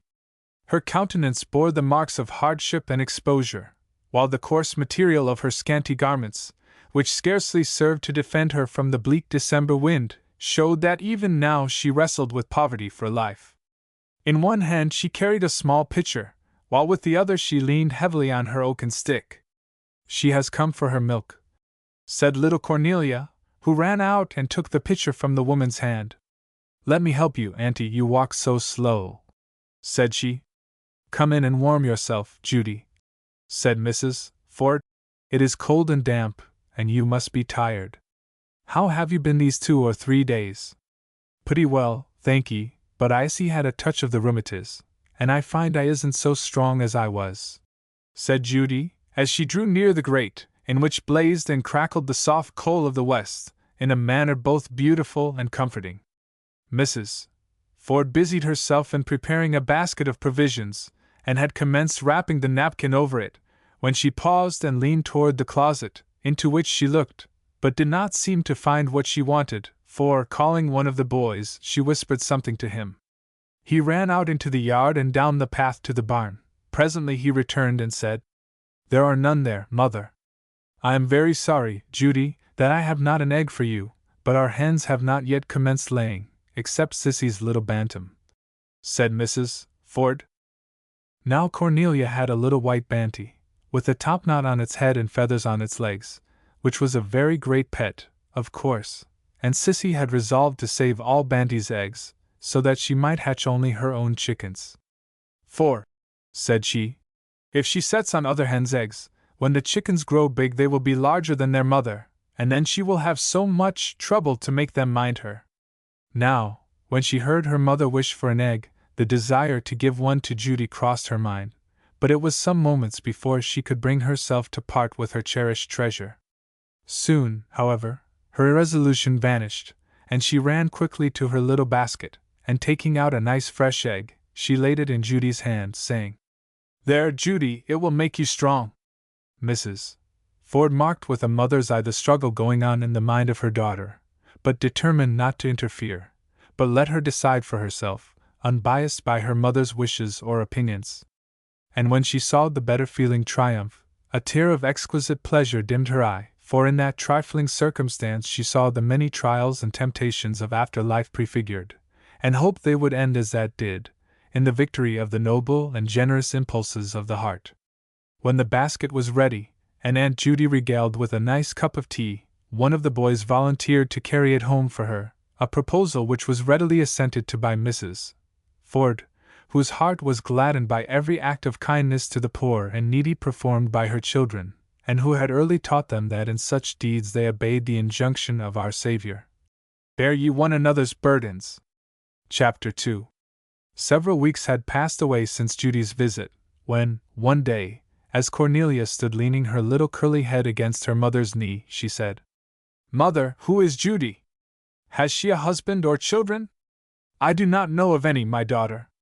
She may have some living, but you know Judy was a slave, and they have probably been sold away from her, and are still in slavery." "In slavery, mother? And sold? Why, do they sell little children away from their mothers?" "Yes, Cornelia, there are persons guilty of such a wicked thing. Mothers and children, and whole families, are often separated from each other, never, perhaps, to meet again." "So Judy was a slave, mother?" "Yes, Cornelia, she was, and from all I have learned of her history, I am sure she has led a very unhappy and sorrowful life." "Oh! Now I understand what you meant when you said that she had a thorny path through life. Have you ever heard her history, mother? If you have, won't you tell it to us?" "Yes, do, mother, do!" exclaimed the children together. "I should like very much to gratify you, my dear children, but it is not in my power to do so, as I am not very well acquainted with her history. But I will tell you how we can arrange it. Judy will be here tonight, as I promised to give her some Indian cakes, of which she is very fond, and I have no doubt that she will tell you the story of her sad life." The idea of hearing Judy's story occupied the mind of the children all the afternoon, and the evening was looked forward to with great impatience by them. It was twilight, and Mrs. Ford and the children had gathered around the warm, comfortable grate to await the return of Papa. The wind whistled without, and the snowflakes fell silently and steadily to the frozen ground. "Mother, can I bring in the lights?" asked Cornelia, who was getting a little impatient, only a little, for Cornelia was remarkable for her sweet and placid disposition. "Yes, dear, I think you may. Hark! Yes, that is his footstep in the hall. Go, Alfred, and tell Bessie to bring up the tea. And you, Cornelia, bring your father's dressing gown and slippers to the fire. Yes, wife, let us have some of Bessie's nice hot tea, for I am chilled through and through, and such a cutting wind. I thought my nose would have been blown off, and what would my little girl have said if she had seen her papa come home without a nose?" "Would you have run?" asked Mr. Ford. "No, indeed, Papa, if your nose were blown off, and your teeth all pulled out, and you were like Uncle Ned, who had no eyes to see, and had no hair on the top of his head, I would just get on your lap as I do now. So you see you could not frighten me away if you tried ever so hard," said Cornelia laughingly. Supper was hastily dispatched by the children, who were eager and impatient for the coming of Aunt Judy. "Oh, Mother! Do you think she will come?" asked Alfred, as his mother arose from the table to look at the weather. "Well, indeed, Alfred, I am sorry to disappoint you, but I think there is little probability of seeing Judy tonight." "Why, no, Mother, I thought that as soon as I saw what a stormy night it was, and although it will disappoint us very much, I hope she will not come," said little Cornelia. "Why, how you talk, sis! Not come, indeed! Humph! I hope she will, then. This little snow wouldn't hurt me, so it wouldn't hurt her," said the impetuous Alfred. "You must remember, my son, that Judy is old and infirm, and subject, as she says, to a touch of the rheumatiz, but I am sorry that she has not come tonight. She may be sick. I think I will call down and see her tomorrow," said Mrs. Ford, drawing out the table and arranging the shade on the lamp, so that the light fell on the table and the faces of those around it. They were cheerful, happy faces, and everything around them wore the same look, and from the aspect of things, it seemed as if they were going to spend a pleasant and profitable evening.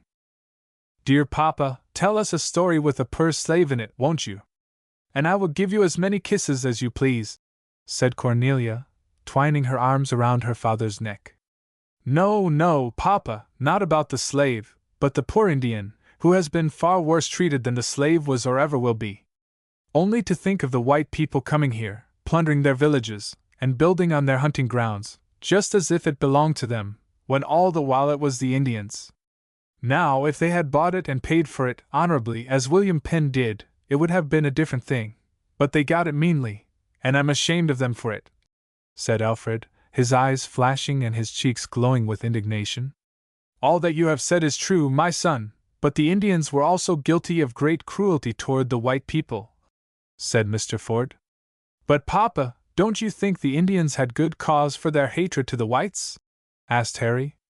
"Why, Harry, they had no reason sufficient to justify them in their cruel and vindictive course, but they did no more than was to be expected from an entirely barbarous nation, and I am sure they had no good example in the conduct of the white people, from whom much better behavior might have been expected." "Well, Papa, what were some of the wrongs that the Indians endured?" "The Indians regarded the whites as intruders, and maddened by some acts of injustice and oppression committed by the early settlers, they conceived a deadly hatred, which the whites returned with equal intensity, and for each crime committed by either of them, the opposite party inflicted a retribution more terrible than the act which provoked it, and the Indian, being less powerful, but equally wicked, was the victim." "Well, although I think the Indians were very wicked, I pity them, but I feel a great deal more for the poor slave," said little Cornelia. "I think they were very cruel, sis, but I still think that they were very badly treated," said Alfred. "There is no doubt of that," answered his father. "But, my son, when you began the argument you said that you thought the Indians were more deserving of compassion than the Africans. Now this is the difference. The Indians were always a warlike and treacherous race. Their most solemn compacts were broken as soon as their own purposes had been served. And they were continually harassing the settlers. Indeed, they have not ceased yet, for at the present time they are attacking and murdering the traders who cross the plains, if they are not well armed, and in sufficiently large companies to keep them in check. Now the Americans had never this cause of complaint against the Africans, for, although like all heathen, they were debased, and were cruel and warlike among each other, they never annoyed us in America. And the Americans had not, therefore, even this insufficient excuse for enslaving them. The Indians were robbed of their lands and driven from their homes, but the Africans not only lost their country, but were compelled to work in slavery, for men to whom they owed no allegiance, in a different climate, and with the ever-galling thought that they were once free. It argues well for their peaceable disposition, that they have not long ago revolted, and by a terrible massacre shaken off their yoke as they did in St. Domingo. Now, which was the worst used in this case? Oh, the slave, Papa. I willingly surrender, said Alfred, laughing. Well, if you have finished, I move we go to bed, and thence to the land of dreams, said Mrs. Ford, rising and putting away her sewing. It was unanimously agreed that this was the best plan, and, after giving thanks to God for his many mercies, they retired. Chapter 3. Good morning, Father, said Alfred. I have been thinking that I surrendered too soon last night. I did not bring out all my forces, because I forgot something I heard that old Baptist minister say when he was lecturing here a few days ago. He said that the Creek Indians would not send the poor fugitives back to their masters. It is true they made a treaty with our government to do so, but they had too much humanity to keep it, and for not doing so, the government withheld $250,000, which was due to the Indians for some lands, and used it to pay the masters. But that made little difference to them, for they still persisted in disobeying the fugitive slave law. Now, don't you think that was a good trait in their character? Yes, Alfred, I do. They manifested a very generous and humane disposition. Well, but I think it was very dishonorable for them to break any treaty, said Harry. You see, Harry, there's where you and I differ. I think it a great deal better to break a bad promise than to keep it, answered Alfred. Come into breakfast, Papa, said Cornelia, peeping her little curly head in at the door. Mamma wants you to come right away, because she has to go to Judy's. Very well, we will go now, and not keep Mother waiting. Just look at the snow. How it sparkles! Jack Frost has been here, for the windows are all covered and the water in the pitcher is frozen. Yes, Papa, and see what funny shapes the icicles are in, and the trees and bushes look as if they had their white dresses on, said little Cornelia. It will be a splendid morning for a sleigh ride. Would you like to take one, Mother? Asked Harry, after their breakfast was over and family prayer ended. Yes, my son, I should. I have to go to Judy's this morning, so we can take the children to school first, and then pay my visit. I should like to have the sleigh at the door pretty early, as I have several places to go to after coming from Judy's. Very well, Mother, you shall have it immediately. Now bundle Sis up warm, for there is a cutting wind, and I think it looks like snowing again. And oh, Mother, I had nearly forgotten it, there was a poor Irish family coming off the boat last night, who seemed destitute of both clothing and food. If we have time this morning, won't you go and see them? Perhaps I will, said his mother, and Harry ran off, but soon returned calling, Come, Mother, the sleigh is waiting, and the horse looks as if he was in a hurry to be off. Yes, Harry, I am coming. I only went back to get a little milk for Judy. She is so weak that I think she needs it. Oh, Mother, said Alfred as they drove along, what is more enlivening than the merry jingling of the sleigh bells on a clear, frosty day? It is, indeed, very pleasant, Alfred, but while we are enjoying our pleasant winter evenings, and our many sleigh rides, the thought comes to our minds that however much we may like the winter time, there are hundreds in our city who think of its approach with fear and trembling, and who suffer much from cold and hunger, until the pleasant springtime comes again. But you were telling me, Henry, about those poor people, and I was too much occupied to attend to you. Do you know where they live? Asked Mrs. Ford.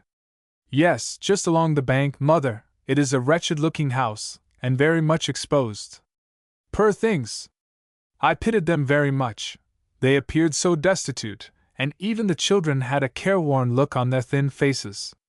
What? In that old house, Harry? Exclaimed Alfred. Why, the windows have hardly any panes in them, and there are great holes in the walls. Yes, Ally, that is the place, and it is, as you say, a rickety old house, but I suppose it is the best they can get. But here we are at school, Ally. You get out first, and I will hand Sissy out to you. Take hold of her hand, for the path is slippery. The children alighted, and then Harry and his mother, after a pleasant ride round the city, drove up to Aunt Judy's cottage. Oh, Miss Ford! Am dat you? Now who'd 'a' thought on't? I see sure you's the best woman I ever seed. Now just tell me what you comed out on sich a day as dis for? Asked old Judy as Mrs. Ford entered the cottage. As for Harry, he drove the horse hack to the stable until noon, when he was to call for his mother on his way from school with Ally and Cornelia. Why, Judy, we came to see you. I thought that if you were sick, I could perhaps comfort you. Wall, I has been sick with de rheumatiz. Oh, Marcy! I see had sich orful pains all through me, and dat's the reason I didn't come last night. But bless us! Honey, here I see been standing telling you all my pains and aches, and letting you stand in your wet feet. Now come to de fire, my child. My feet are not wet, Auntie, only a little cold. Harry brought me around in the sleigh, and we were well wrapped up. Now, Judy, here are a few things for you, some tea and sugar, a loaf of bread, and a bit of bacon. Thanks, Missy Ford, I see so glad to see a little tea. It's so long since I tasted any. And a bit of bacon, too. Wall, now I will have a dinner.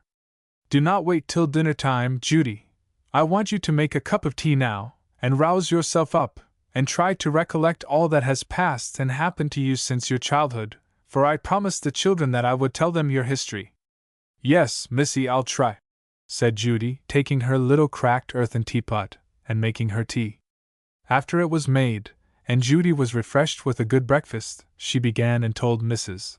Ford the history of her sorrows and troubles, which we will let Mrs. Ford tell to the children herself. It was quite a long narrative. Chapter 4. Judy had just finished speaking when they were interrupted by the entrance of Harry, who had returned for his mother.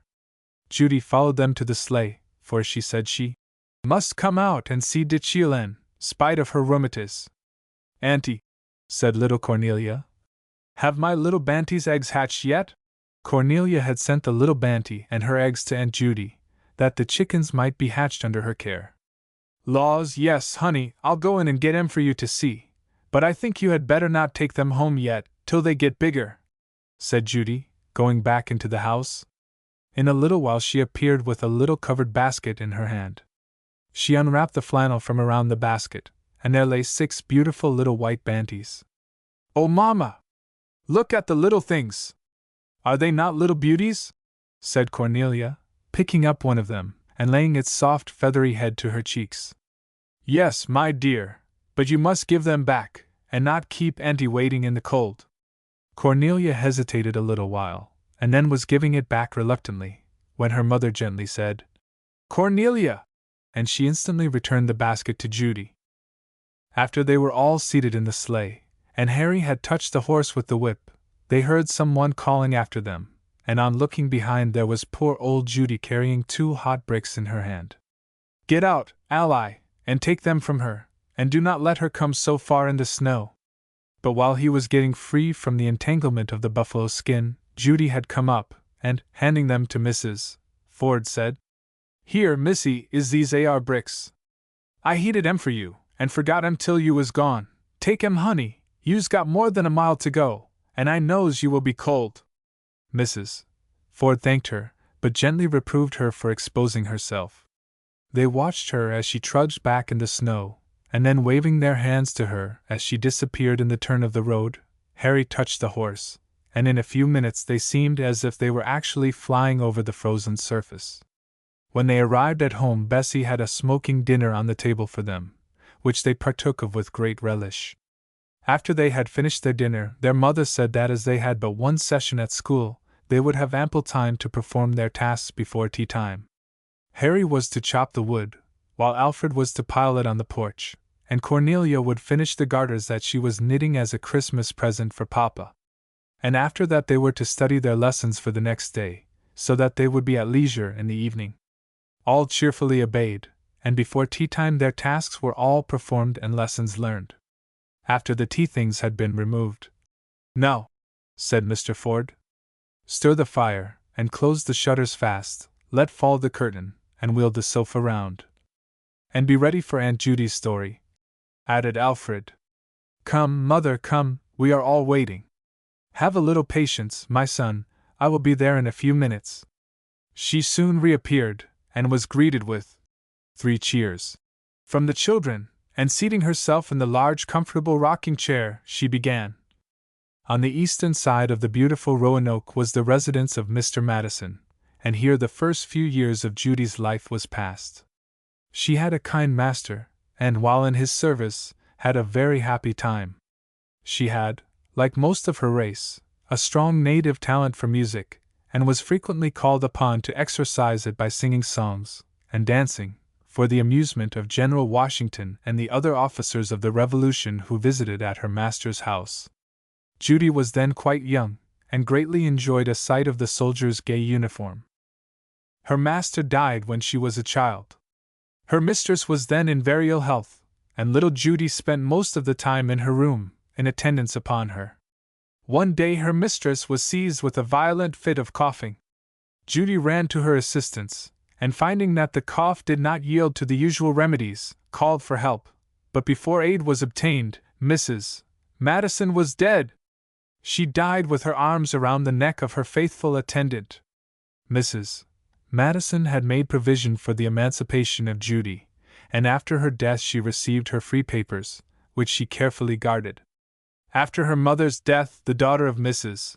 Madison determined to remove to Kentucky, and Judy, being much attached to her and the family, accompanied them. Soon after her arrival there, Judy married a slave on the plantation of Mr. Jackson, which was several miles distant from that of Judy's mistress. John's master was very cruel to him. He would not allow him to leave the estate, nor was Judy permitted to come to see him, and thus they lived apart for several months. But the brutal treatment of his master at last rendered John desperate, and he determined to run away. It was a fearful risk, but if he succeeded, the prize, he thought, would be sufficient compensation.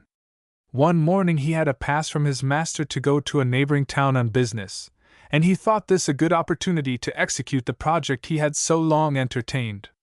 He started, and traveled all night, and lay concealed in the woods all day, and on the 3rd day after he had left home he ventured on to the estate of Judy's mistress. He went into one of the hen houses, and it was not long before he saw Judy come out to feed the poultry. She was very much frightened when she saw him, and thought of the consequences that might arise from his master's rage if he found him. However, she hid him in the barn, supplying him with food at night. He stayed there more than a week, intending to leave Kentucky after his master's pursuit should have ceased. But one morning his master came to the house, and told Judy's mistress that one of his slaves was concealed on the place, and asked permission to hunt him, which was granted. He soon found him by the aid of one of the slaves who had noticed Judy carrying food to the barn, and watched her till he had discovered her husband, and then informed against him. "Oh, how mean to betray him!" exclaimed Alfred. "Yes, ally, it was, but I suppose it was the hope of reward that induced him to be guilty of such a base act." "And was he rewarded?" asked Cornelia. "For I am sure if he was he did not deserve it." "I do not know that he was, my daughter," answered Mrs. Ford. "John was taken to jail and locked up until his master should return home. Judy obtained a permit to enter the jail, and stayed with him in the cold, damp cell, cheering him with her presence. She could not bear the thought of being again separated, and determined to accompany him, let the consequences be what they might. Her husband was taken to a blacksmith's shop on the next day after his recapture, and a heavy pair of handcuffs placed upon him, and a chain, having at the end a large iron ball, was then fastened to his leg to prevent him from running, and in this condition they started for home. They walked for 6 days, she with her infant in her arms, and he, heavily loaded with irons. And she told me that often her dress was one cake of ice up to her knees, the snow and rain being frozen on her skirts. Her husband's shoes soon gave way, and his feet bled profusely at every step. Judy tore off her skirt, piece by piece, to wrap them in, for she loved him tenderly. But the anguish of their bodies was nothing in comparison with that of their minds. Fear for the consequences of the attempt, and regret that it had not been successful, filled their hearts with grief, and they journeyed on with no earthly hope to cheer them. Just think, my children, what they must have suffered through those long dreary days, John going back to slavery and misery, and Judy not knowing what her own fate might be. But she had comforted herself with the thought that when John's master saw what a condition he was in, he would relent toward him. But she was sadly mistaken, for he took him, weary, sick, and suffering, as he was, and whipped him cruelly, and then left him in an old shed. Illustration: handcuffing Judy's husband. "Oh, Mamma," said little Cornelia, burying her face in her mother's lap, and sobbing aloud. "Do they do such wicked things?" "I wish I had hold of him," said Alfred. "Wouldn't I give it to him?" "I should feel very much grieved if I saw you harm him in any way. Ally, do you forget what our blessed Savior said about returning good for evil?" asked his mother. "Well, but mother, I am sure it would have been no more than fair just to give him a good cowhiding, so as it did not kill him. No more than he deserved, perhaps, but my son, you should remember that Jesus taught us that we should forgive the greatest injuries." After this cruel treatment of John, Judy, with the aid of one of the other slaves who sympathized with her and John, carried him to a little hut that was not so much exposed as the one in which he had previously lain. He had a razor with which he had attempted to kill himself, but Judy came in at that moment, and as he was very weak, she easily took it from him, but he said, "Oh, let me die. I would rather be in my grave than endure this over again." He was sick and helpless a long time, but he would have suffered much more if Judy had not been free, and had it in her power to nurse him. There is many a poor slave that has fallen a victim to this kind of barbarity, with no eye to witness his distress but his heavenly Father's. To add to John's misery was the brutal treatment of a little brother, a smart, active child of 8 years of age, who was owned by the same man.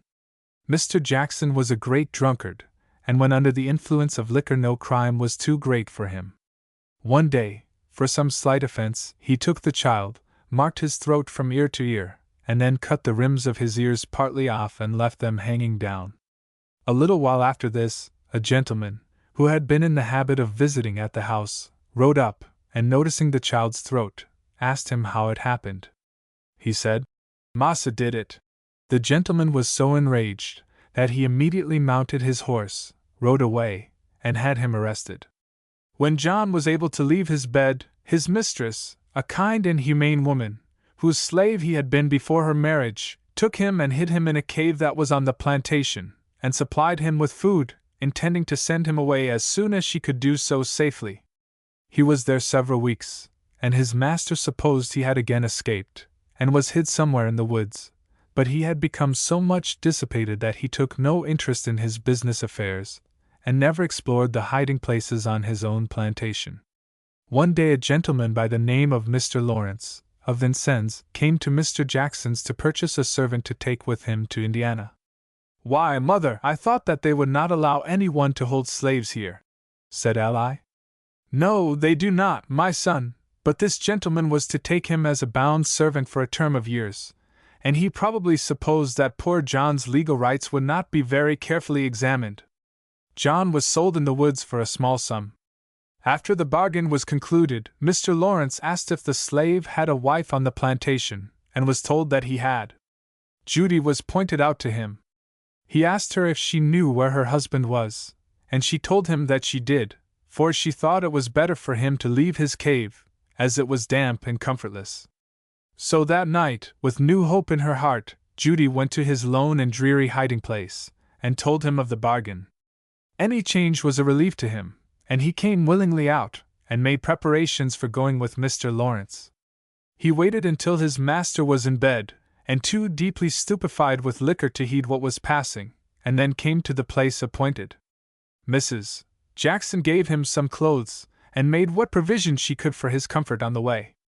John had a horse given him to ride upon, but Judy was taken no notice of, yet she determined to walk the 3 days' journey, rather than be separated from John. Mr. Lawrence, when he perceived Judy was following them, tried to persuade her to return, for she had a young child with her, and he was afraid she would be troublesome. He told her that after her husband was settled in Vincennes he would send for her, but she had learned to place no confidence in promises made to a slave, so she resolved she would go, believing if she lost sight of her husband she would never see him again. They had to cross the Ohio in a ferry boat, and Judy strained every nerve to reach it before them. She did so, and hurrying up the stairs with her baby, she clasped the railings, resolved to stay there, unless compelled by violence to leave the boat. But no one noticed her, and she arrived safely on the other side. After walking some miles, poor Judy became tired and weary, and her strength failed her, and she was afraid that after all she had gone through, for the sake of her husband, she would be left at last. But she thought she would make another effort, so she told Mr. Lawrence that if he would buy her a horse to ride upon, she would bind herself to him for 6 months after they arrived in Indiana. He agreed to do so, and bought her a horse. After they reached Vincennes, and Judy had worked out her 6 months, she again bound herself to him to serve out her husband's time, for he was very weak and feeble, and was suffering with a severe cough, and Judy longed to see him own his own body. But God freed him before the year was out. He had suffered so much from severe whipping and abuse of every kind that he wasted away and died of consumption. After his death Judy remained with his master for some time, but she finally became dissatisfied, and longed to go back to Mrs. Madison's daughter, and see her home once more. She mentioned this to Mr. Lawrence, but he took no notice of it until, one day, he came to her and said, "Judy, I want you to come down to the auction rooms. I have bought a few things today, and I want you to carry them home, and you might as well bring little Charlie along with you, he can help you." The little Charlie here spoken of was a smart child of 5 or 6 years of age. Judy and Charlie accompanied Mr. Lawrence to the rooms. When they arrived there Judy observed a number of strange-looking men who appeared to be earnestly conversing on some subject which interested Mr. Lawrence deeply. But Judy suspected nothing, and had begun arranging the things so that she could carry them more conveniently, when her master turned round to her and said, "Judy, you have become dissatisfied with me, and I have got you a new master." Judy was frightened, and attempted to run, but one of them caught her, and dragging her to a trap door, let her down. Little Charlie, not knowing what had become of his mother, began to cry, but one of the men held him and told him to stop making such a noise. Judy remained in the cellar until a vessel came along, and she was then taken out, and a handkerchief tied tightly over her mouth to prevent her from screaming or making any noise. She was then hurried on board of the boat, with a cargo of slaves bound for the far south. It seemed now as if her cup of bitterness was full.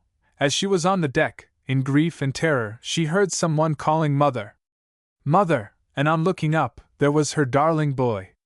She asked him how he came there. He answered, "A naughty man that put you down in the cellar carried me to his house, and locked me up, and then brought me here."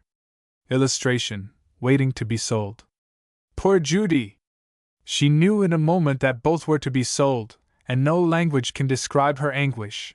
Her free papers were left behind, and another one of her children, her little daughter Fanny. She did not know what would become of her, or where she was going. After sailing for several weeks, they arrived at a place which she thinks was called Vicksburg. Here they were taken off the boat, and carried to the auction rooms, where a sale was then going on. In a little while after they came in, a gentleman walked up to them, and after looking at little Charlie, placed him on the block. Poor Judy's heart was almost bursting, but when she saw a man buy and carry away the pride and joy of her heart, she became frantic, and screamed after him, but he was picked up and carried from her sight. It was too much for her. All was a mist in a moment, and she sank senseless to the floor. When she revived, she found herself lying on an old pile of cotton in one corner of the auction rooms. The auctioneer, seeing that she had arisen, bade her stand in the pen, along with the other negroes. Judy mechanically obeyed, and took her place with the others, and was sitting like one in a dream, when she was aroused by a man slapping her on the back. "Come, look spry, old woman," said he. "Could you look spry, massa, if your child, your son you loved as well as your life, was torn away from you?" "Oh God," said she, burying her face in her hands, "have mercy on me, and help me to be resigned." "Yes, I'll make you resigned," said he, sneeringly, slapping her across the back. "Now you follow me, and don't let me hear a word out of your head."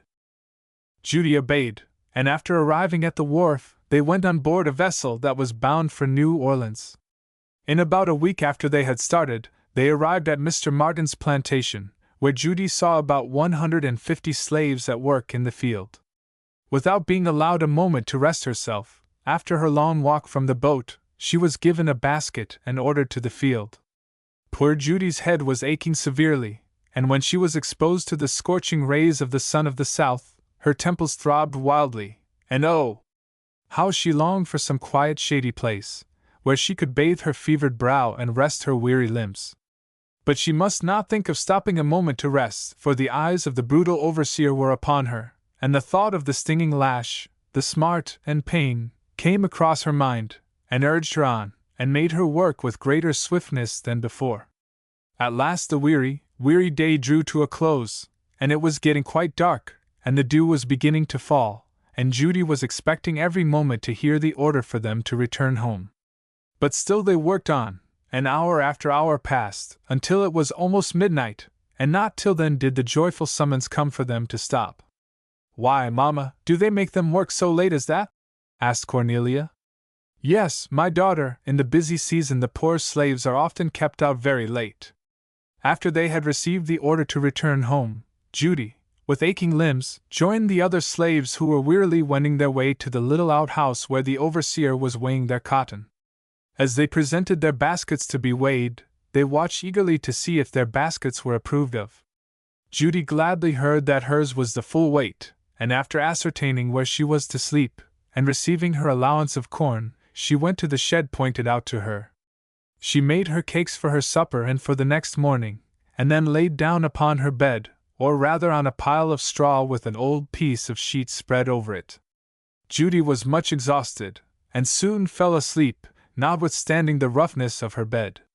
But it seemed as though she had scarcely closed her eyes before the plantation bell rang, and called them to another weary day's work. Thus many, many months passed, of toiling from day to day, and from morning till night. One morning they saw one of the house servants running toward them. He told them that their master was dead. He had died suddenly from a fit of apoplexy. The tidings were received by Judy with joy. "You must pardon her, my children, for this man had been a cruel master to her, and she thought that, as he had neither wife nor children, his slaves would be sold, and perhaps she would get farther north, and in the neighborhood of her old home, and might meet with some of her old friends who would prove that she was free. A few days after Mr. Martin's funeral there was a meeting of his heirs, and they determined to sell the slaves. Accordingly, the next morning they were marched down to the wharf, where they found a boat at anchor, and all went on board. We will pass over the wearisome trip of several days, and imagine them to be at the end of their journey at Memphis. Here they were taken off the boat, and placed in jail until auction day. In a few days they were again taken out and tied in couples, and taken to the auction. Judy was sitting very disconsolate, thinking of her past misfortunes and coming sorrows. The hope of seeing any of her old friends, or of being reunited with her children, she had almost given up. The auctioneer called to her, and she stepped on the block. Her strong and well-proportioned figure, and comely, though dejected and sad appearance, instantly raised a dozen bids. First here, now there, might be heard the voice of the competitors. The noise of the hammer ceased, and Judy was the property of Mr. Carter. After his purchase, Mr. Carter was taking Judy to the boat, when she felt someone catching hold of her arm. She turned around and immediately recognized the person as a gentleman whom she had known while living with Mrs. Madison's daughter. He said to her, "Why, Judy, where are you going?" She answered in a kind of wicked despair, "To hell, I believe." This gentleman inquired about her condition, and finally rescued her, and sent her to Vincennes, where she labored for many years and found some good friends, but she never felt safe after she had been stolen away from there. She made inquiries about her children, but never learned anything of them. Not having anything to attach her to Vincennes, she left and came to Terre Haute, where she resided a little while, and then came further into the interior of the state. Her children are scattered, and gone she knows not where, and after a long life of toil and suffering she is here, old, infirm, and a beggar. Every wrinkle on her brow could tell a tale of suffering.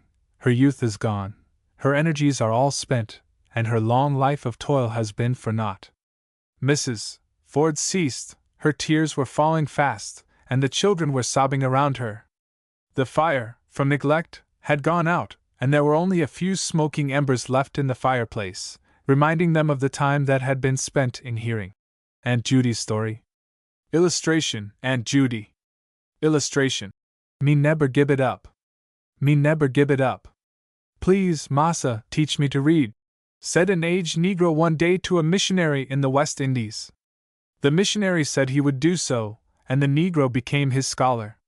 But the poor old man, trained in ignorance through 80 years, found it difficult to learn. He tried hard but made little progress. One day the missionary said, "Had you not better give it up?" "No, massa," said the Negro, with the energy of a noble nature. "Me neber give it up till me die." He then pointed to these beautiful words in his testament: "God so loved the world that he gave his only begotten Son, that whosoever believeth on him should not perish, but have everlasting life." There, he added, with deep feeling, "it is worth all the labor to be able to read that one single verse." Noble, godly old man. Though once a slave, he had a freeman's soul, and richly merited that freedom which England so righteously gave to her West Indian slaves some years ago. Let us hope the time is not far distant in which the colored people of our own happy land will also all be free, all able to read the Bible, all possess that sole freedom with which Christ makes his disciples free. God has many dear children among the slaves, many of whom feel that slavery is worse than death. May he in his wisdom provide for their early deliverance from the terrible yoke which is about their necks. The End. April 18, 1860.